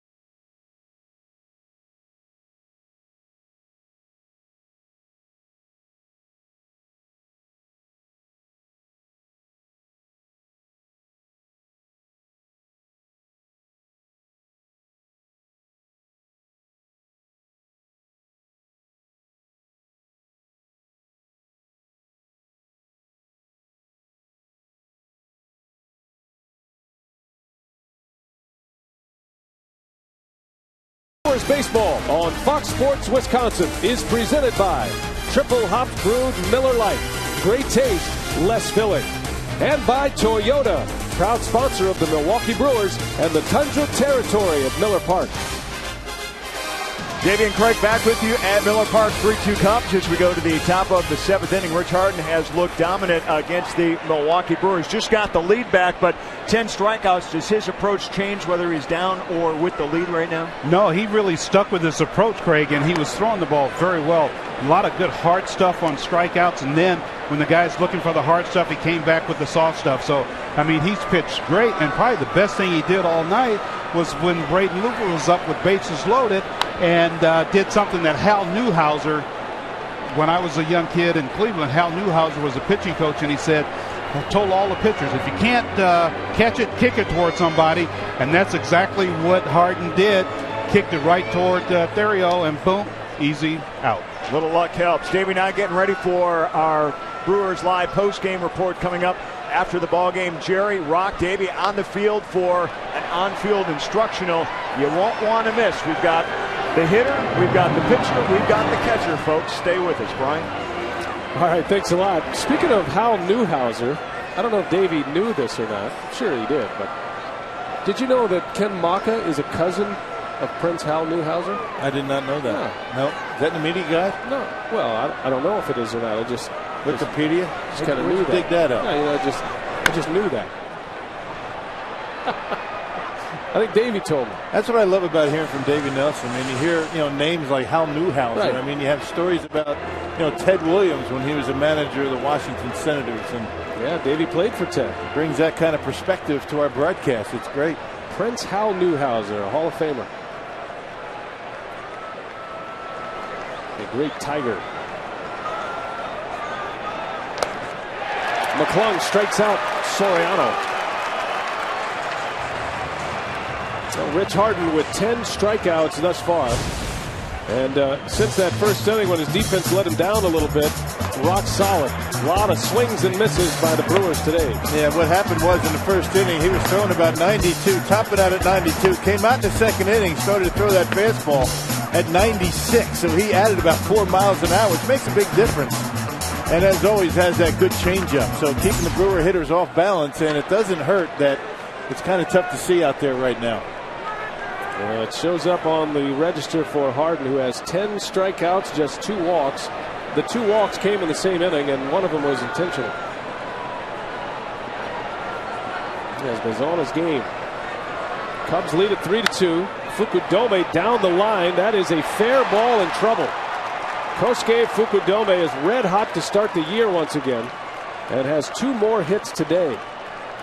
Yeah, that's exactly how he started last year. Remember that 3-run homer he hit off of Gagne on opening day at Wrigley Field. They say he tired at the end of the season. They only play about 115 games in Japan and really had a tough time. Ended up sitting on the bench, but right now swinging the bat well. Platooning with Reed Johnson in center field to start the year. Fukudome gets the call against the right-handers, the left-handed bat, but if he shows that he can continue to swing the bat like he did last year, he'll likely get the bulk of the playing time. Although Johnson, you'll see float in all of the outfield positions. Valuable backup Reed Johnson has become. So now the Cubs threatening once again. 1 man out, runner at second. And the middle of the order coming up. It's Derek Lee first. Derek Lee walked in the first inning. Braden Looper struck him out with 2 on in the 5th. That was Looper's final inning.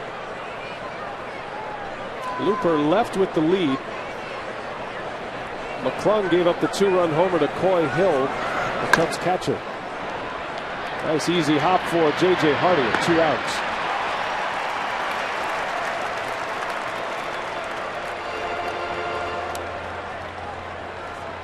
Two going for McClung. And he'll face Milton Bradley.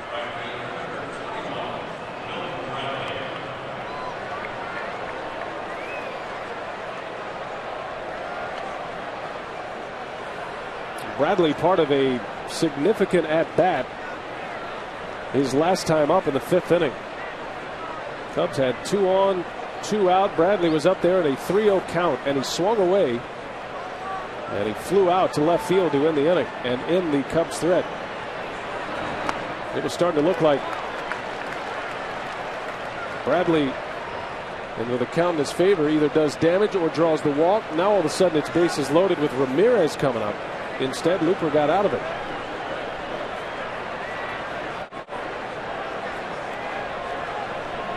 Bradley homered back in the 4th.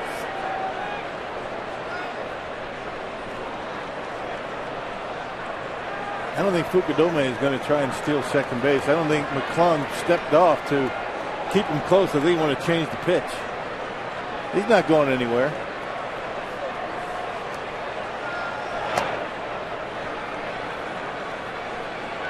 And I think that's what Ken Mock is going out to tell him right now. Either that or be careful in this situation with Bradley.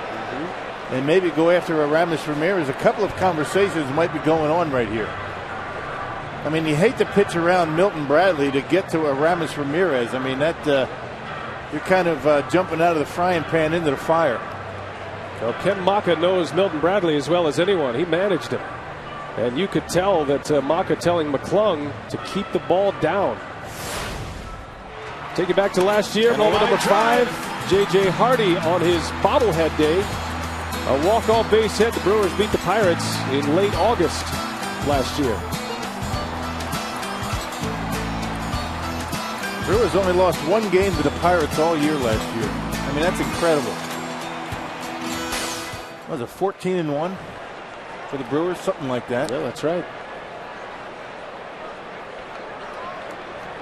Brewers are 7-9 against the Cubs last year.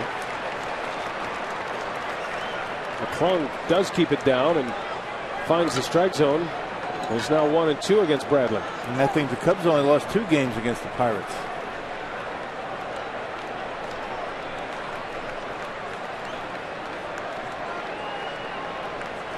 One and 2 with Fukudome at second base. Bender misses. Good idea. 2-2. Ramirez would be next. The Brewers would love for Ramirez to lead off for the 3rd time. Next inning. Cubs have 8 hits.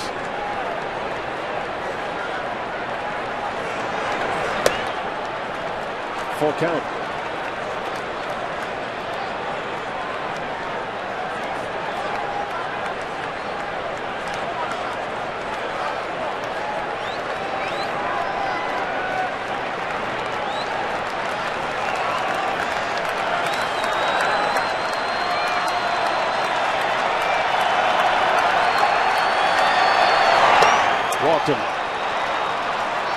Well, a situation here for Seth McClung. Bradley draws the walk, and the Cubs have 2 men on base.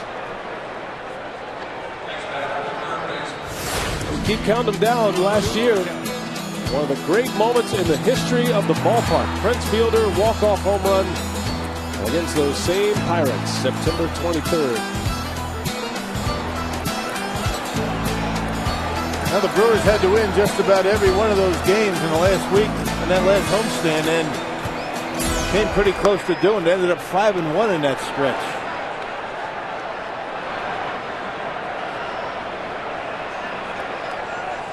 Ramirez bats with 2 on. First time today Ramirez has been at the plate with runners on base.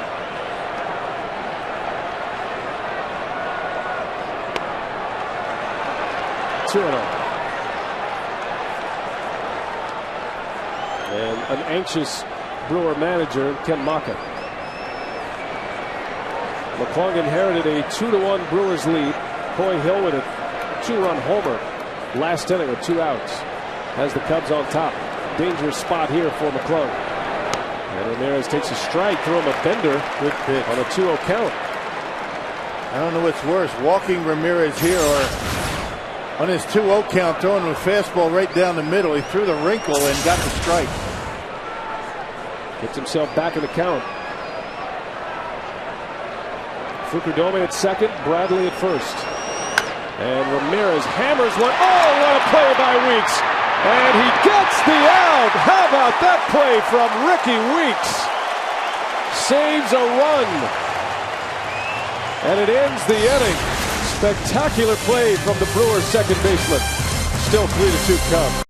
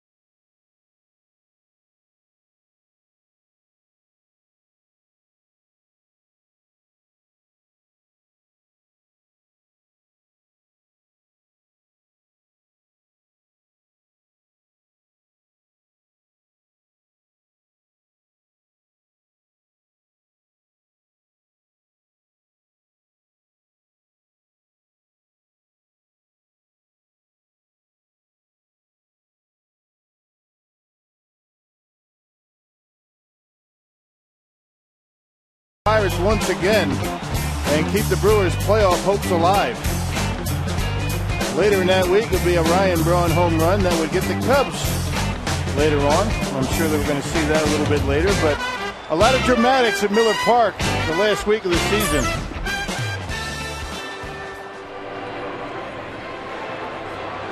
Three to two, the Cubs lead the Brewers.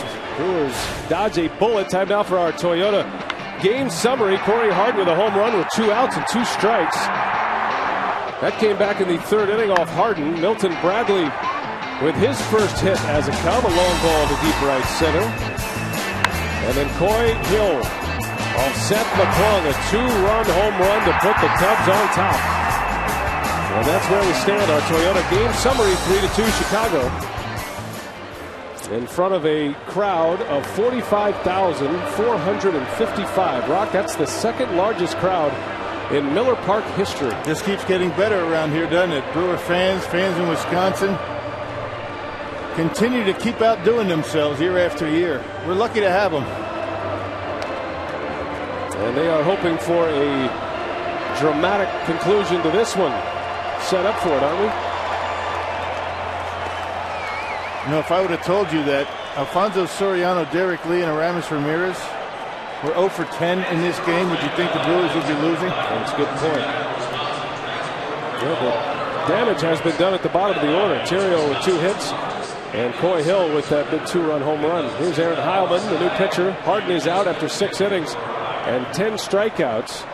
And Aaron Heilman on to work for Chicago. Yeah, new lease on life for Aaron Heilman. He had a tough time in New York. They got on him pretty good. You could see why. The numbers not very good for him, and a new lease on life here in Chicago. Last year with the Mets, Heilman 3-8, pitching exclusively out of the bullpen. Made 78 appearances for New York. Many of those appearances for Brewers bench coach Willie Randolph. So Heilman takes over. 3-2. The Brewers down a run, and here's Bill Hall to start it. Brewers are at the bottom of their order. Hall and then Kendall, and then we'll see a pinch hitter. Final numbers on Rich Harden. He had 10 strikeouts. They tried to circle the 10, but there was a game that he started against the Brewers last year. He had 10 strikeouts. 6 innings, 3 hits. And there's Rich Harden for the Brewers. And only one of the runs is earned against Harden. Hall down the line, hooking foul. Now this is where you'd like to see the Brewers get something going, because if you get to the 8th, you have to deal with Carlos Marmol and then closer Kevin Gray. Really gets the head out, just not able to keep it fair.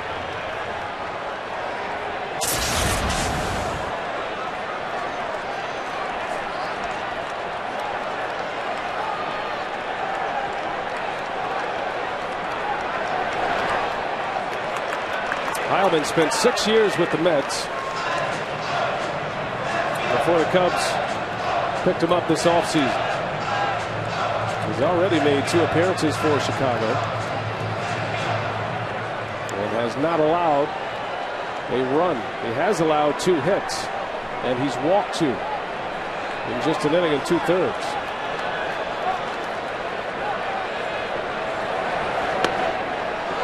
Good eye by Hall. That's that LASIK surgery paying off there, Rob. Pretty good slider just off the outside corner. Good pitch with 2 strikes. Hall says he's able to see the spin, especially on the sliders. See if he gets a pitch to handle here. The 3-2. And Hall, they'll ask if he went. No, he didn't. So a problem pitch for Bill Hall last year. He takes 2 good sliders and earns the walk. That's a good sign. I think it's getting a little bit easier to see out there because there's no shadows on the infield, so maybe hitters might be having a better time of it.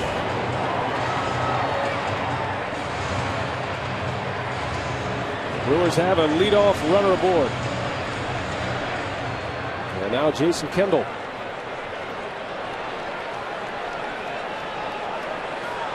So we'll see if Ken Maka wants to play a little small ball here with Kendall. And if Ken Maka was trying to be discreet about it, his players aren't helping him out. Kendall called timeout. Billy Hall called timeout. Everybody wants to go through the signs again. Now, the one thing you don't want to do here is have Jason hit into a double play, and he's susceptible to doing that. So maybe drop down the bunt. Craig Counsell's already appeared on the on-deck circle.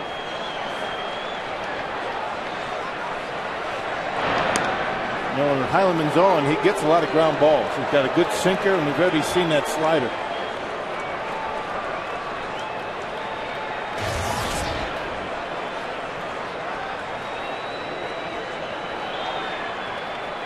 Kendall squares early. Takes ball 1.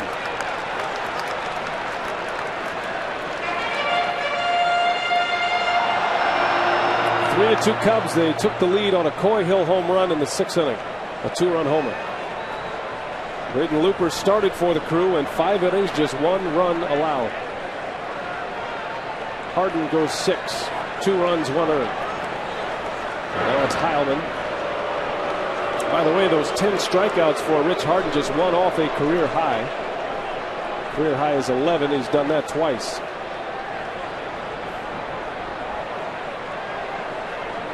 Now, Jason, if he's going to bunt, he's got to bunt it toward Derek Lee. And he does just that. That's a good bunt. Lee's only played at first. And the Brewers execute the sacrifice to perfection. And now Hall is in scoring position. And here comes Craig Counsell to pinch hit. Counsell talking about opening day here in Milwaukee. He grew up here, and before we broke camp, we had a chance to ask him about that. When I was a kid, I went every day. Parents let me skip school. It was a huge day and a fun day. So Counsell getting a chance to pinch hit here. Lou Piniella doesn't like the matchup as he takes the very Lou Piniella-like walk out to the mound. And he makes the call to the bullpen. So Heilman comes on and gives up a leadoff walk, and he's out of the game. To the bullpen goes Lou. Here comes the lefty.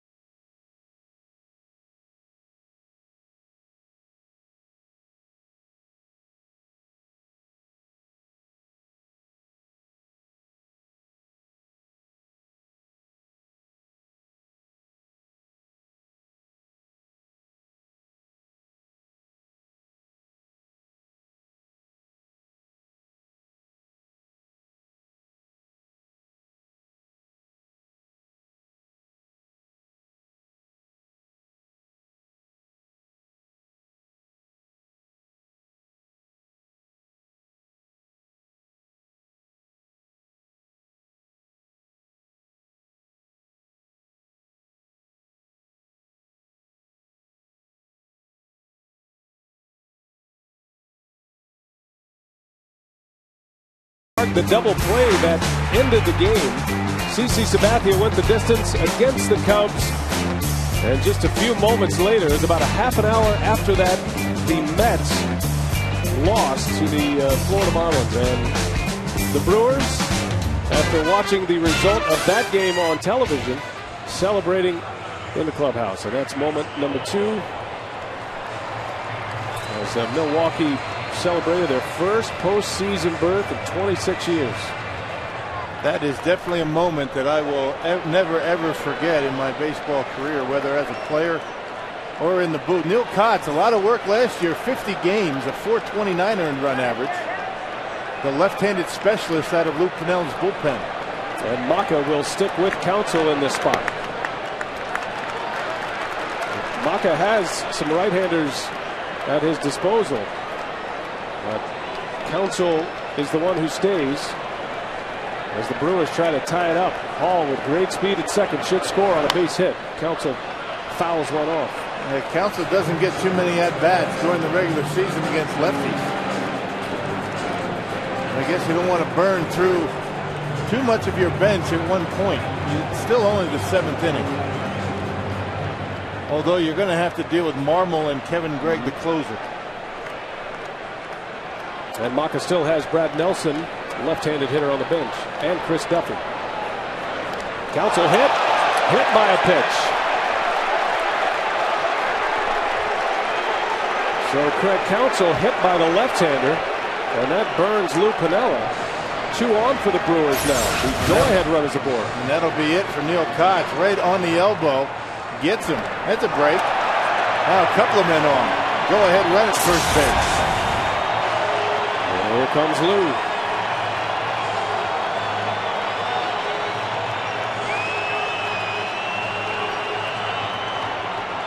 So Lou Piniella has Neil Kotz specifically to face Counsell. Kotz hits him, and he's going to make a double switch here. Here comes Marmol. So Heilman with a walk, and then Kotz, a hit batter.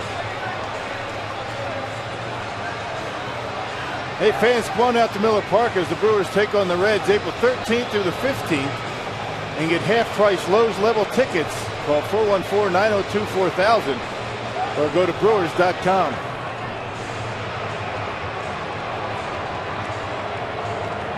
And Marmol it is. Piniella sensing a big moment here at Miller Park in the 7th inning. Goes with his hammer in the bullpen. It was surprising that Marmol did not earn the closer's role. That was kind of the assumption this offseason. But when the Cubs went out and signed Kevin Gregg, it really bolstered their back end of their bullpen. They're as good as anybody in baseball. And Marmol continues to be the setup man for Kevin Gregg. 82 games last year, Rob. Yeah, look at the strikeouts. 114 strikeouts in a little over 87 innings. 268 earned run average, and as you mentioned, 82 games. That's insane. And a 135 opponent batting average. This guy's one of the best setup men in the game, and certainly a closer in the waiting. Probably going to be pitching this inning and the next to set up Kevin Gregg. Marmol tossed a scoreless inning on Monday in Houston. So he is well rested. Of course, the Brewers are going to try to knock in a couple of runs to eliminate any opportunity for a save for the Cubs.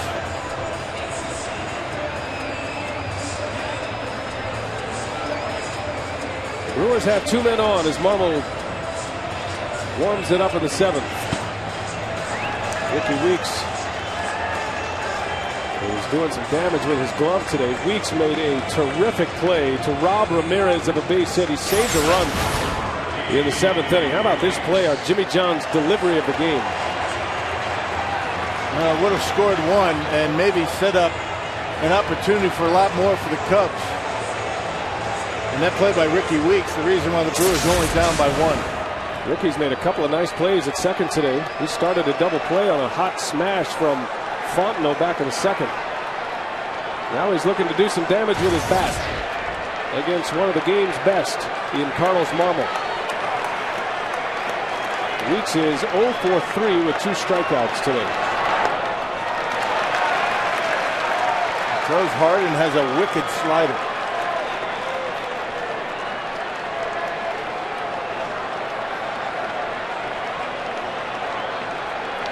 Marmol pitched twice in the Astros series, Monday and Wednesday. Oh, big fastball from Marmol. 93 miles an hour. Weeks could not catch up. That pitch up out of the zone. Got to take it.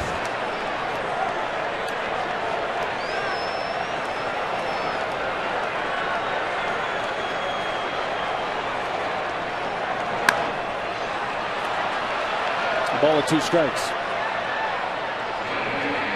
Marmol pitched in the World Baseball Classic, so he has experienced some hot innings this year already, pitching for the Dominican Republic. Although it wasn't around long, the Netherlands surprising the Dominicans. Cubs were glad to get Marmol back in camp earlier than they thought.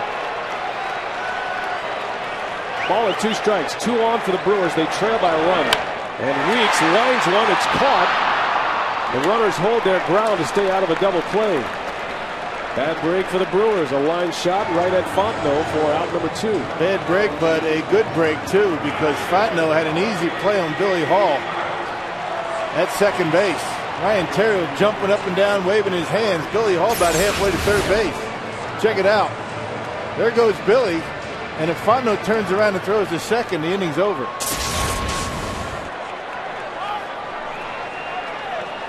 So 2 outs.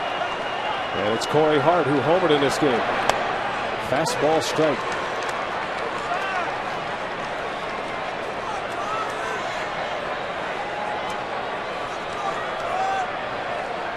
Hart is 1 for 2 today. He's down, no balls and 2 strikes. Corey Hart with his first home run of the year on the Powerball leaderboard. That was a 2-strike, 2-out home run in the 3rd inning off Rich Harden. Had the Brewers up 2-0 at the time. The 0-2. Hart takes a fastball. He's got such good stuff, and then you have to deal with this. All arms and legs, a lot of moving parts, and a violent delivery. Makes him pretty tough. Hart trying to battle with 2 on. The tying run at second. And it's 2-2.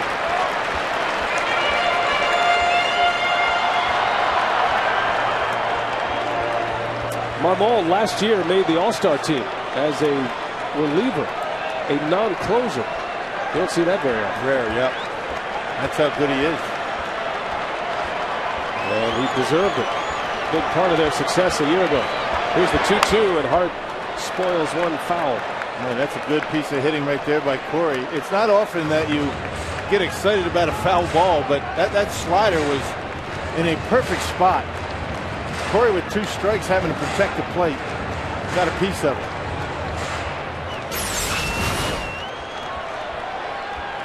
Good job. Now he hopes for a mistake. Full count. That'll give the runners a head start here with 2 outs. And the Brewer fans come to their feet.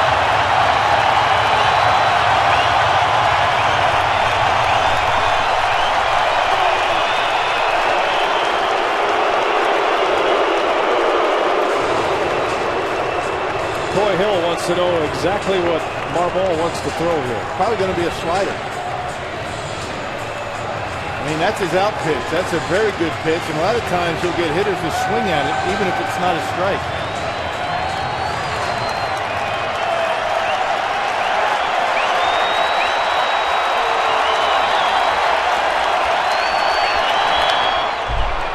Fastball, right down the middle. And Harden was ready for it. Fouled it away. Had a good hat.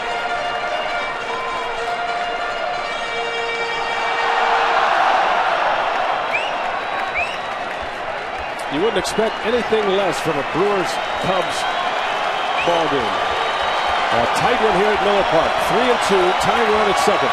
Go ahead run at first. And Hart takes ball 4. A slider from Marmol that just missed, and the bases are loaded, setting up a great matchup between Marmol and Ryan Braun.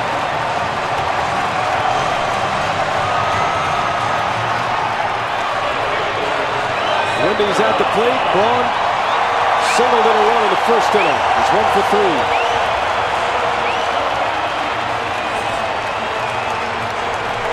I'll say one thing, that's a pretty good eye by Corey Hart.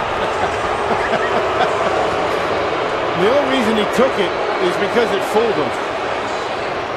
Because I don't think that missed. That looked like a strike. Man. Quick scouting report from Larry Rothschild. Jim Reynolds has about as small a strike zone as we've seen.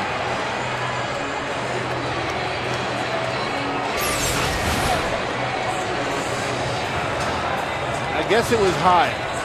It wasn't off the corner. There it goes.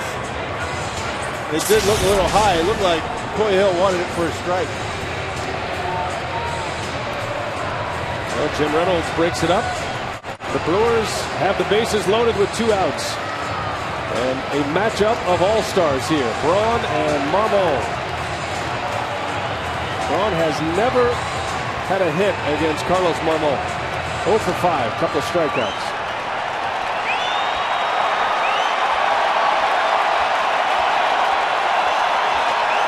Tying run at third, go ahead run at second.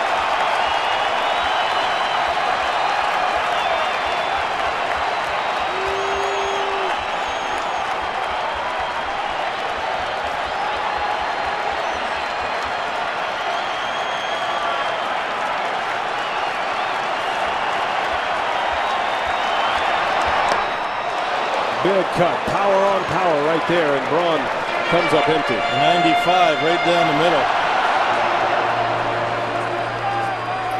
Braun has 1 career grand slam. Brewer fans know it well. Late last season, here at Miller Park against the Pirates. A base hit would do. Strike 2. Unhittable pitch right there. Outside corner at the knees, and Marmol is ahead 0-2. Pitchers, hitters, catchers, everybody has had an issue with that strike zone today at one point. Now Marmol in the driver's seat. Bases loaded, 2 outs. Braun stays alive. He came right back after with a fastball there at 0-2. Hadn't thrown a slider to Ryan yet.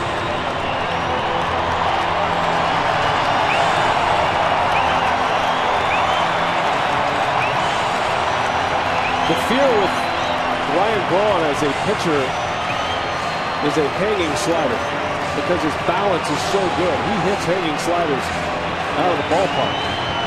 But a good Marmol slider is unhittable. Doesn't hang.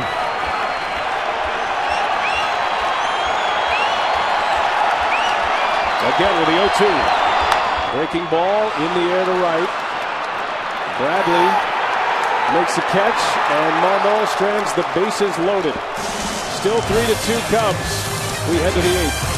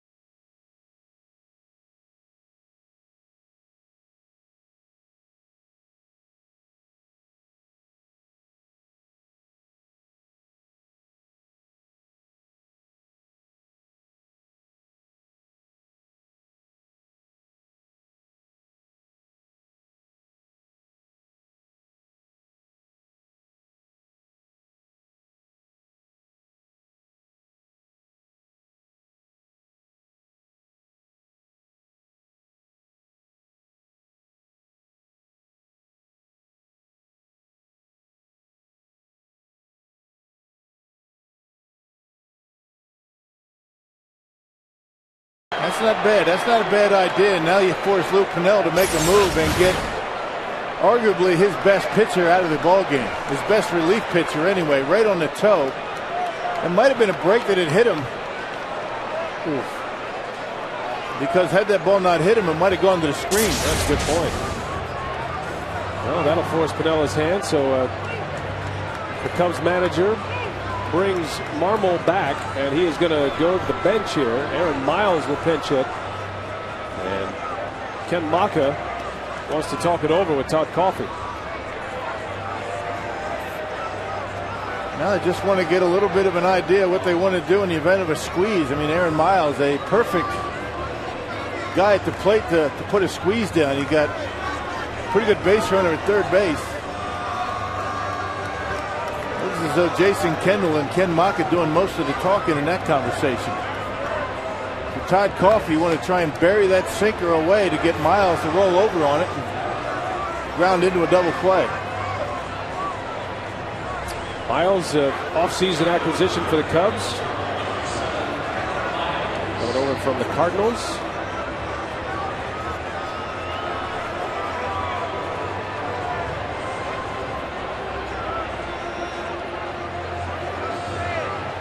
Runners at the corners for Pinnella's Cubs with one out. Brewers cannot afford to go down any further.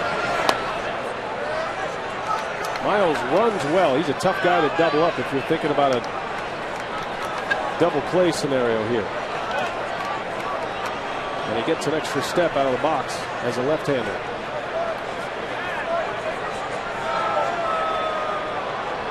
Miles hit .317 as a Cardinal last year.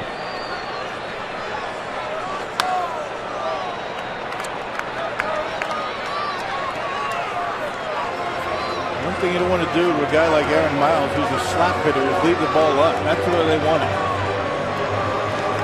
Keep it down in the zone, make him hit it on the ground. Pitch up in the zone, just slap it into the outfield.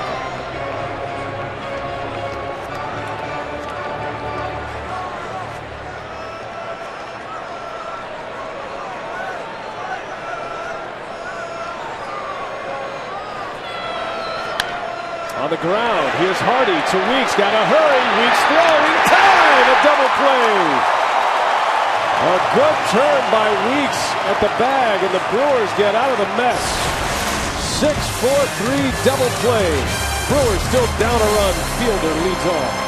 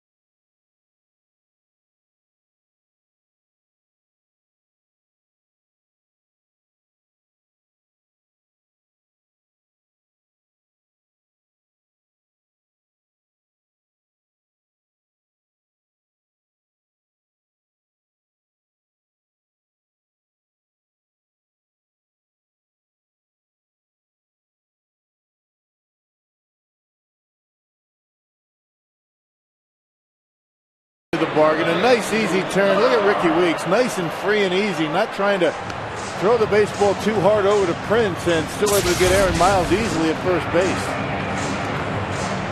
Ricky looks a lot more relaxed at second base. And when he said he is just slowing everything down around him, he means it. It's still quick, but in Ricky's mind, it's exactly where he needs it. He's really turned the double play nicely so far this year. There's Sean Marshall. He's into the game to face Fielder. Brewers have Prince leading off, so Piniella counters with the left-hander. Well, 7 starts last year for Sean Marshall, a 3.86 ERA. The number 5 starter in the rotation right now for the Cubs. They don't need him because of off days, so he's in the bullpen, and he's in there because Prince Fielder is leading off the inning.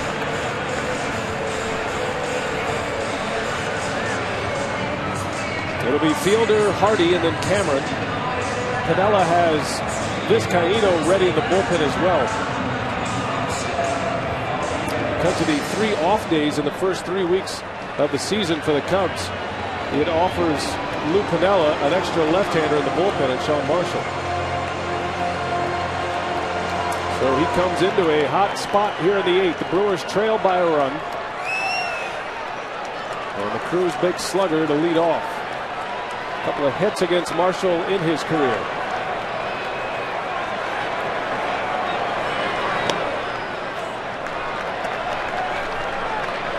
Marshall, the 4th reliever used by Piniella. Harden started, went 6 innings. It took Heilman, Kotz, and Marmol to get through the 7th. And now it's Marshall here for the 8th. 2-0. There's always that concern with a starting pitcher coming out of the bullpen as far as his rhythm and his timing. Marshall's been starting games most of the spring. Well, a lot of times the starter's worst inning is their first inning, so he doesn't have that luxury here. And he's missed badly on the first 3 pitches. And he's probably only in there for Prince if you think about it. I mean, nothing but right-handers after Prince.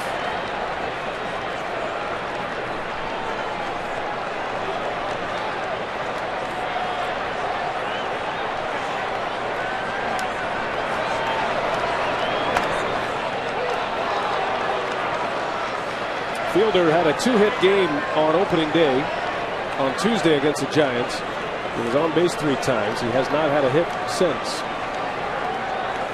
3 balls and a strike. And that's ball 4. So Fielder walks.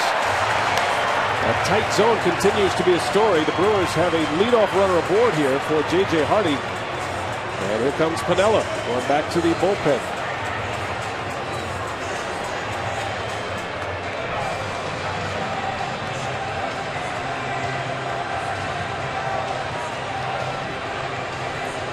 Piniella will go to the home plate umpire, which indicates a double switch. And he'll bring on Vizcaíno in this 8th inning. Take advantage of the Harley-Davidson double play this year for $20. Buy 1 Terrace reserve ticket to one of 10 select Brewers games and get 1 adult admission ticket to the Harley-Davidson Museum. For details, call 414-902-4000.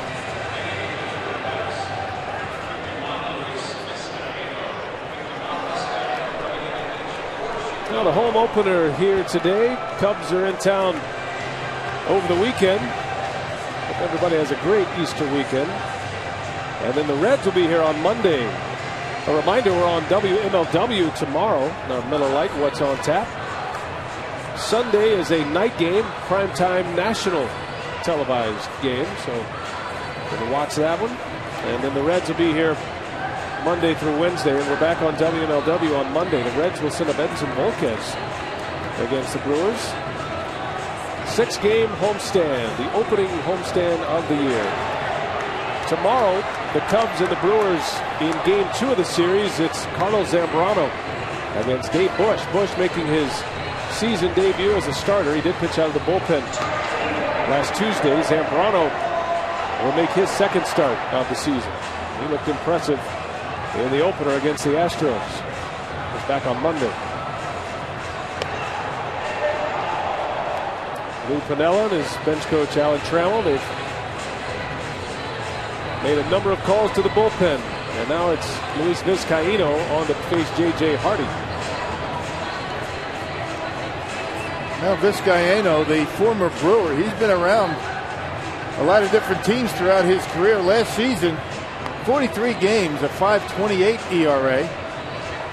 Vizcaíno has had some shades of brilliance. He threw a lot of games for the Brewers. sinker slider for Luis Vizcaíno and a changeup. Got nothing but right-handers coming up from Milwaukee. Pavella doing all he can to get the ball to Kevin Gregg, the Cubs closer now. And our Ho-Chunk, Wisconsin text the broadcast booth question, how come Carlos Marmol is not the Cubs closer? Mike in New Berlin wants to know. Well, went right down to the wire down in spring training. Kevin Gregg, the closer for the Florida Marlins, did a bang-up job for the Fish. So with the experience as the closer, Kevin Gregg's going to get the early season opportunities. Not to say that Marmol can't take that job.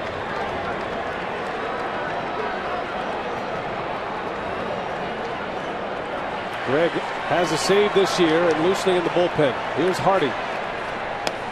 JJ representing the go-ahead run at the plate. A long ball here would put the Brewers on top.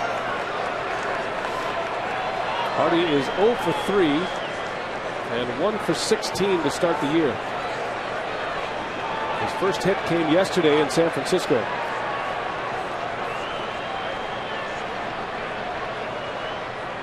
And there's a drive down the left field line. Soriano on the move, and he's got it. A line shot by Hardy, and Soriano runs it down for the out. Well, JJ just can't find a break. He's hit a couple of balls hard so far this year, but right at somebody. I think that one was down just a little bit off the end of the bat. It didn't have that sound to it. And Soriano playing very deep in left, able to go over and make the catch.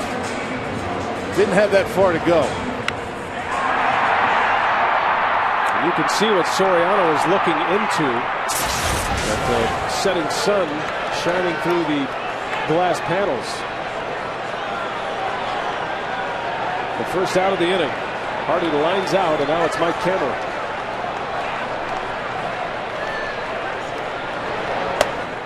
Three to 2 Cubs. The Cubs took the lead on a Coy Hill 2-run homer in the 6th inning. The Cubs backup catcher went opposite field against Seth McClung.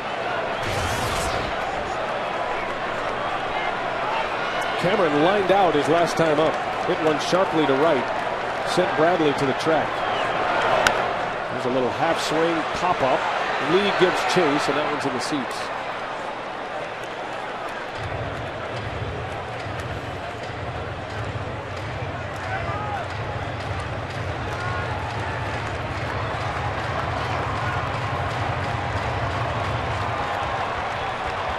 Cameron has been the hottest Brewer hitter to start the season. It all starts with seeing the baseball walk 4 times in a game in San Francisco. You see it well, you swing at strikes. Makes your job up there a lot easier. Cameron has homered this year. 1-2 to count.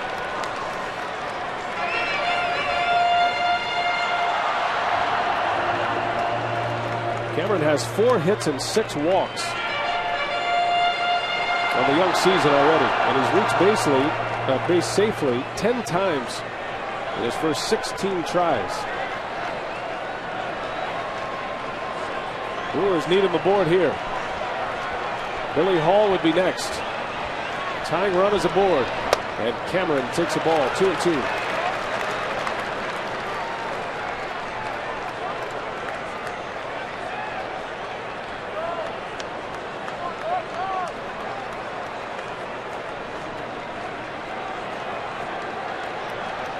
Luis Vizcaíno.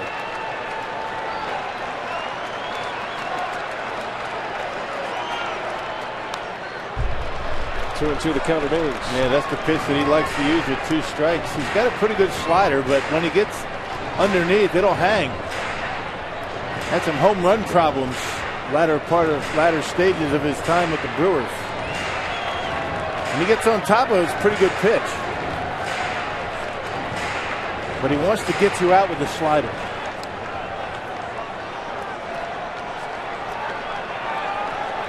Cameron in a battle here. Brewers down a run, fielder at first, a leadoff walk. Now 1 out.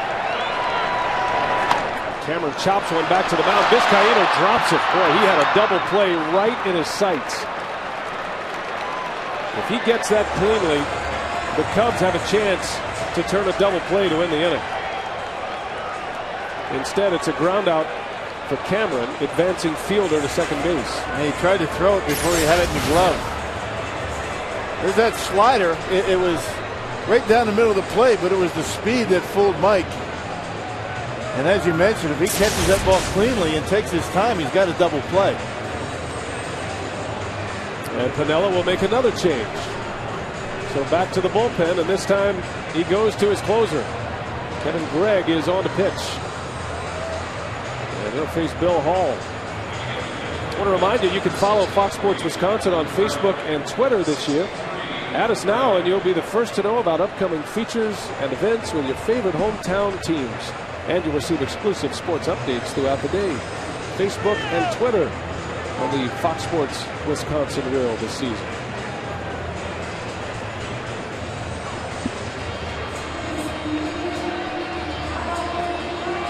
So an anxious crowd here at Miller Park.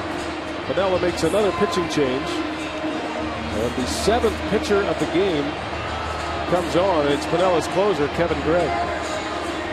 As we mentioned, some pretty good numbers last year for Kevin Gregg with the Marlins. A .341 earned run average. 29 saves, but in 38 opportunities, which means he blew 9 saves last year. An opponent batting average of only .203. What you remember of Kevin Gregg is he throws everything away. Hardly ever does he come inside with anything. So if you're Billy Hall in this at bat, you've got to be thinking taking the ball to right center.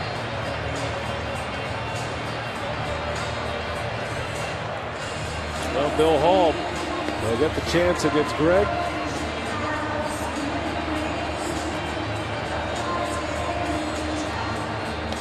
New hitting coach Dale Swain working with Bill Hall, making a few adjustments in his swing. A lot of talk about Dale Swain and his success as a hitting coach.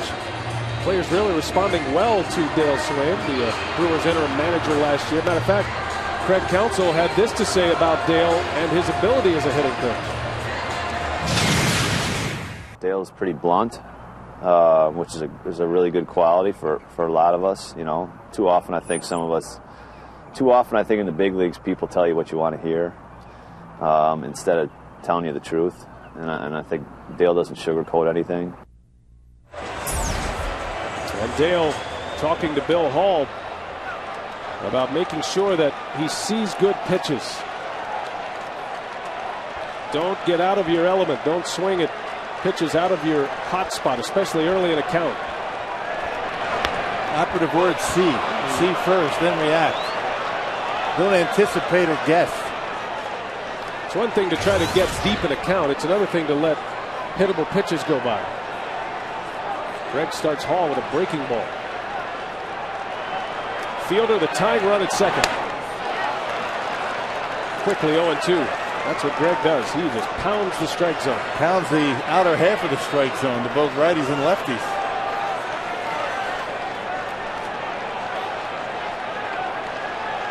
Brewers are down a run.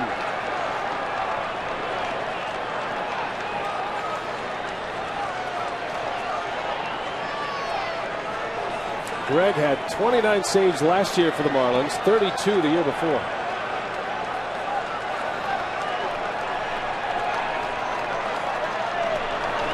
And Hall down on strikes. Boy, Gregg made it look easy. 3 pitches, Hall strikes out, and the Brewers strand the tying run. 3-2 Chicago. We are headed to the 9th.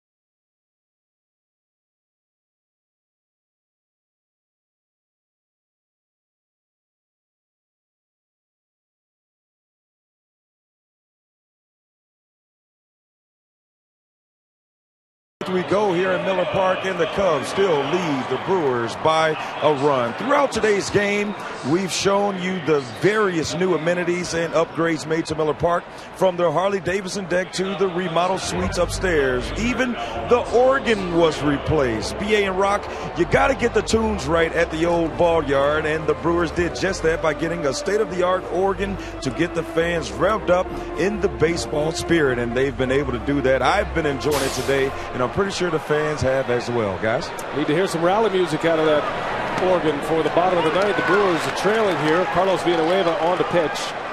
A 3-2 Chicago lead. Cubs took the lead on a Coy Hill home run in the 6th inning. Villanueva earned the save his last time out on Wednesday in San Francisco. It was a 3-batter inning for Villanueva. He made quick work of the San Francisco Giants and struck out the final 2 hitters. Yeah, good command of everything. The slider was very good. Change up, able to locate his fastball in and out. Pretty good start to the season for Carlos.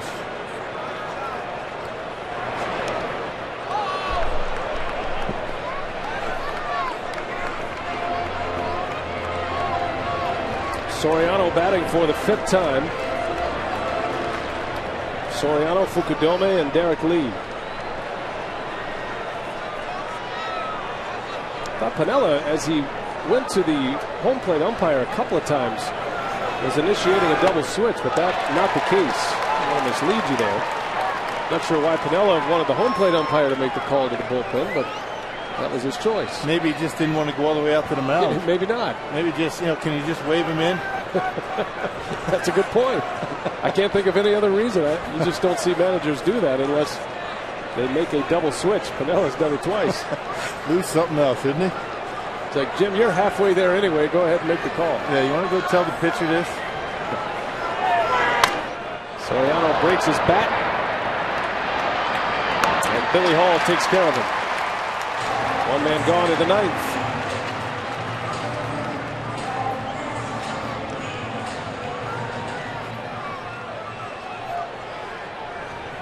Brewers have won 4 straight home openers and are 6-2 in openers here at Miller Park.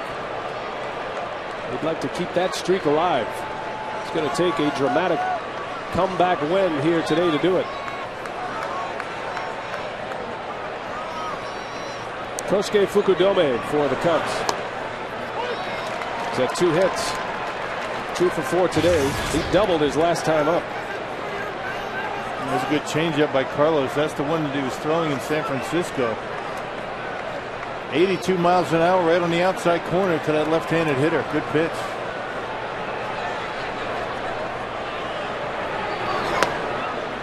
And a fastball strike.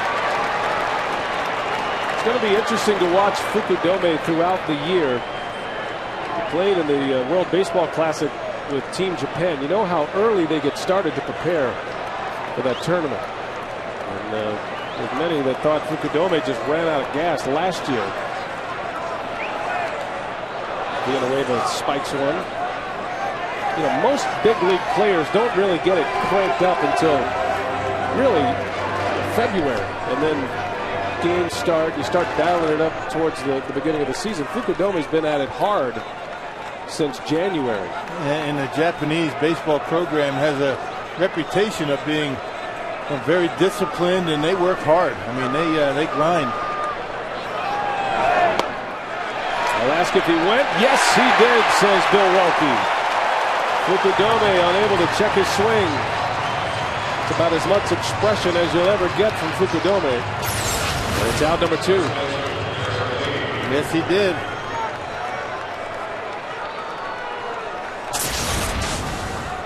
Two up and 2 down for Villanueva.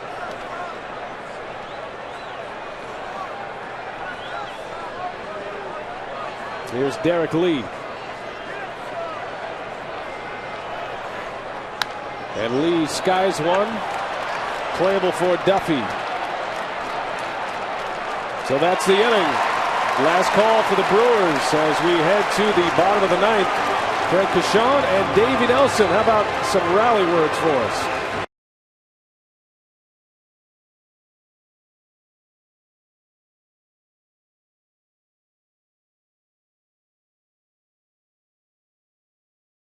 Broward's reset in this ballgame. It's been a close one since the beginning. One on the mound dominated by Rich Harden, but the Brewers were able to get to him early in the ballgame. Corey Hart comes up with a solo home run in the third inning, and the Brewers had a 2-1 lead in this ballgame. But Hill comes up and makes it a 2-1 ballgame with his home run. That solo shot off Looper. Actually, that gave them a lead of 3-2, and then Harden came in and just continued to mow down the Brewers. 10 strikeouts, so that's our Barnard's reset, a 3-2 lead right now for the Chicago Cubs. But Kevin Gregg came in and mowed down Billy Hall to end a threat for the Brewers in this 8th inning. What do the Brewers have to do now against this closer? Well, number one, they're going to have to try. They always go on the long ball, but they're in the bottom of the order. They're going to have to try to manufacture a run. Hopefully someone can lead off, get on base, and try to manufacture a run. All right, we're getting set as well for our post-game report coming up after the ball game. Jerry Augustine will join Davey and Bill down on the field. So we've got a good scenario with a catcher, a pitcher, and a hitter, and a runner, Davey, all with big league experience. So that's going to be our instructional coming up after the game. Brian? All right, Craig, Davey, thanks a lot. We look forward to that. There's Joey Gathright, the new center fielder. So Fukudome is out of the game. Gathright takes over in center, and Kevin Gregg back on the mound. And he'll face Jason Kendall to start it. The Brewers will have Kendall and then Duffy. Duffy came in on the double switch. And then back to the top of the order, Ricky Weeks. Down a run in the 9th on the home opener. Gregg came in the 8th inning, struck out Bill Hall on 3 straight pitches to get out of the inning and strand a runner at second.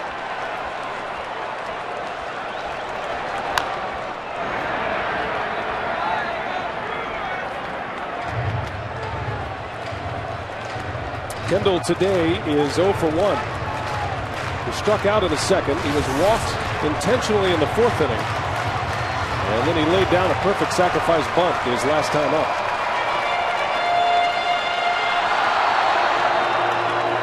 Can the Brewers bring a little more magic from that 08 season here to Miller Park in 09? Little chopper. It's Ramirez with it. One away. Well, Kevin Gregg is not going to give you anything to pull in a situation like this. Down by only a run. The Brewers are going to have to take the ball to the opposite field. He's not going to give you anything to hit out of the ballpark.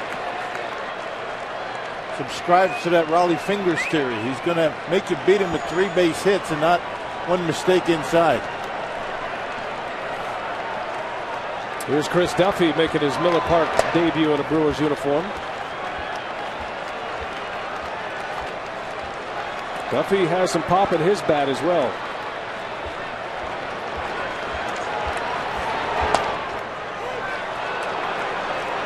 Duffy pinch hit yesterday and struck out in San Francisco. That was his first appearance as a Brewer.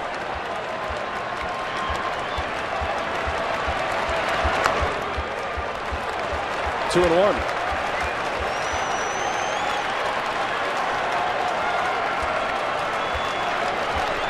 Top of the order would be next. Well, there's ball 3. Missed upstairs. 3-1 to Chris Duffy, who has exceptional speed. Yeah, I'd love to see him at first base. Maybe take one here. A big hack. Gregg stayed away from him and gets strike 2.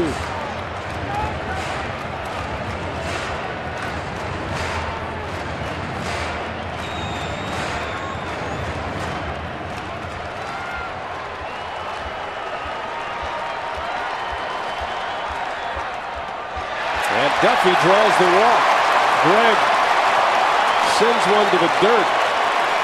And now the Brewers have the tying run aboard in the very fast Chris Duffy. And he got some of the punch in that lineup coming up. This Duffy, one of the fastest Brewers on the roster.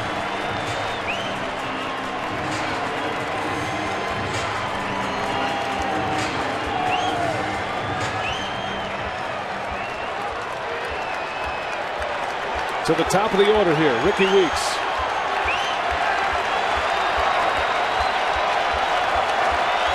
A long ball wins it for the Crew.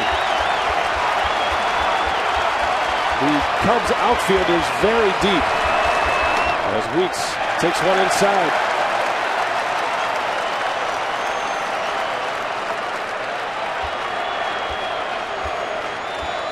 Kevin Gregg picked up his first save as a Cub on Monday, but had a 3-run cushion.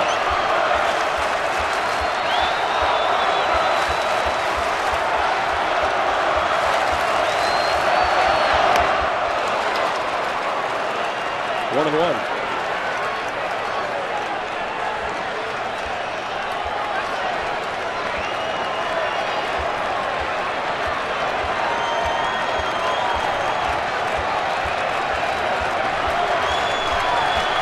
Tying run at first.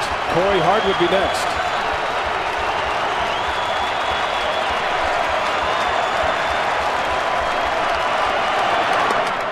Two balls and a strike. Kevin Gregg having a tough time throwing that curveball over for a strike, and if you're a Brewer hitter, right now just forget about it. Wait for a fastball. Try to drive it out of here to right center. At least try to find a gap. Cubs traded for Gregg in November. And Weeks hammers one to left. Soriano back, and it's over his head. Duffy can run. Can he score? The throw from Soriano cut off. Duffy scores, and we're tied.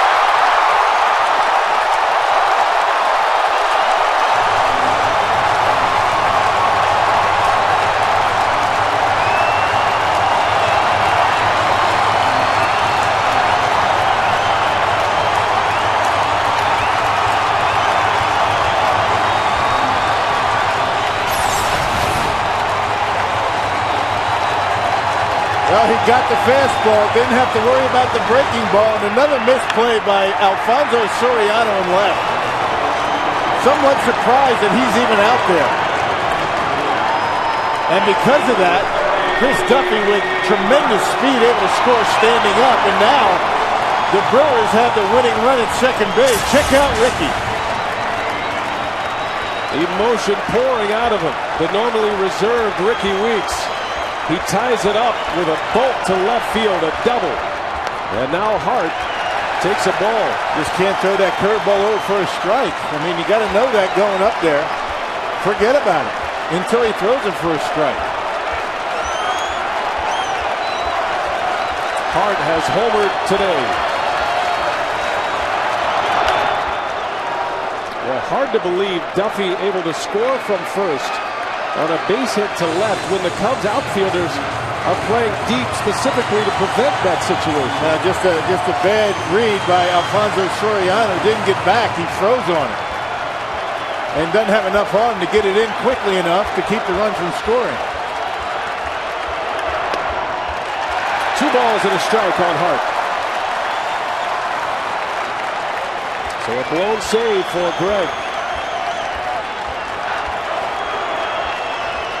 The outfield is still deep for the Cubs. Weeks the winning run with great speed at second. Well, it's 2-2.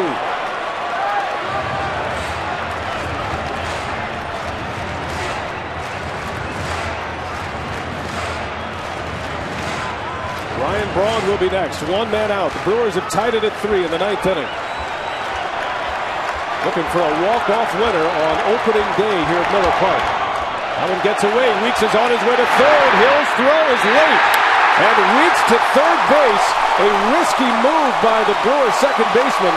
But now that he's there, an even greater chance to score a run with 1 out. Well, he didn't hesitate. If he hesitated for 1 split second, he would have been out.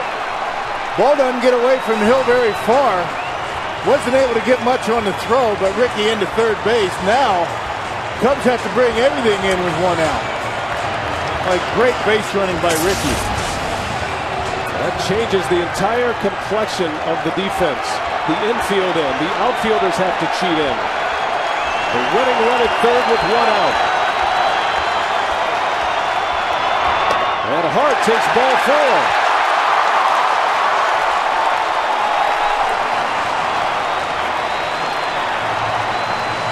wonder what the Cubs are going to do here. I mean, you got to choose your poison. Do you load the bases and face Prince?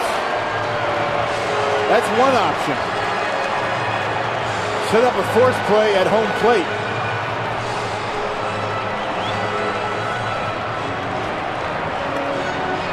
Kevin Gregg's inability to get his curveball over for strikes has cost him here in the ninth. Those are the two guys that you would want to have up in this situation. Right there. What a medium deep fly ball will do. Two of the premier young sluggers in all of baseball ready to hit. One thing you might not want to do if you're a Cub is intentionally walk Ryan Braun to set up that force, because Gregg's already walked two in this inning. Soriano misplays a line drive by Weeks into a run, the tying run. Duffy, who led the inning off, walked with one out, scored from first base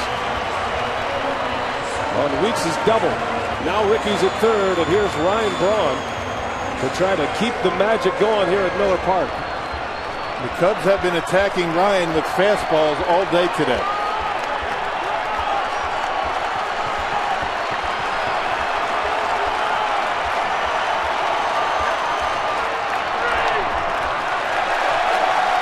Gregg falls behind. Oh, what a moment here at Miller Park. The home opener, 45,455. The second largest crowd in the history of the stadium. And the Brewers a chance to win a thriller. And they've got their guy at the plate.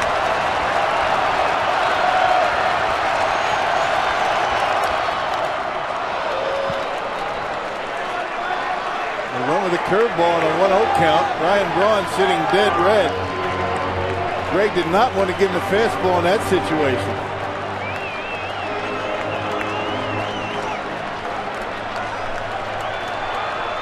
Infield in, outfield in.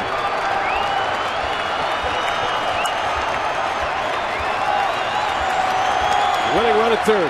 Set for the 1-1 pitch. And Braun fouls it away.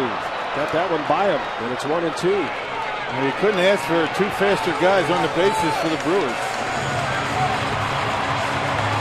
Ideal situation.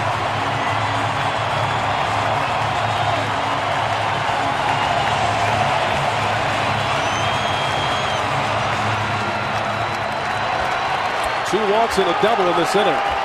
The Brewers have tied it up in the ninth.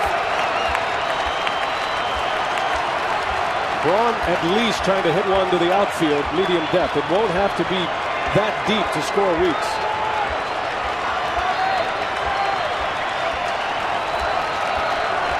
One out. Here's the 1-2. And Braun on the ground. Terrio is going to try to. No, he's coming home. Weeks to the plate. And he's in there. The Brewers win. Weeks scores on a great slide. And a 4-3 win for the Milwaukee Brewers on opening day at Miller Park. Oh, boy. It doesn't get much better than that. How about the base running of Ricky Weeks? Wow. What a game. Ricky Weeks does it with his bat and does it with his legs. What a finish. In front of 45,000 strong and a close play at home plate.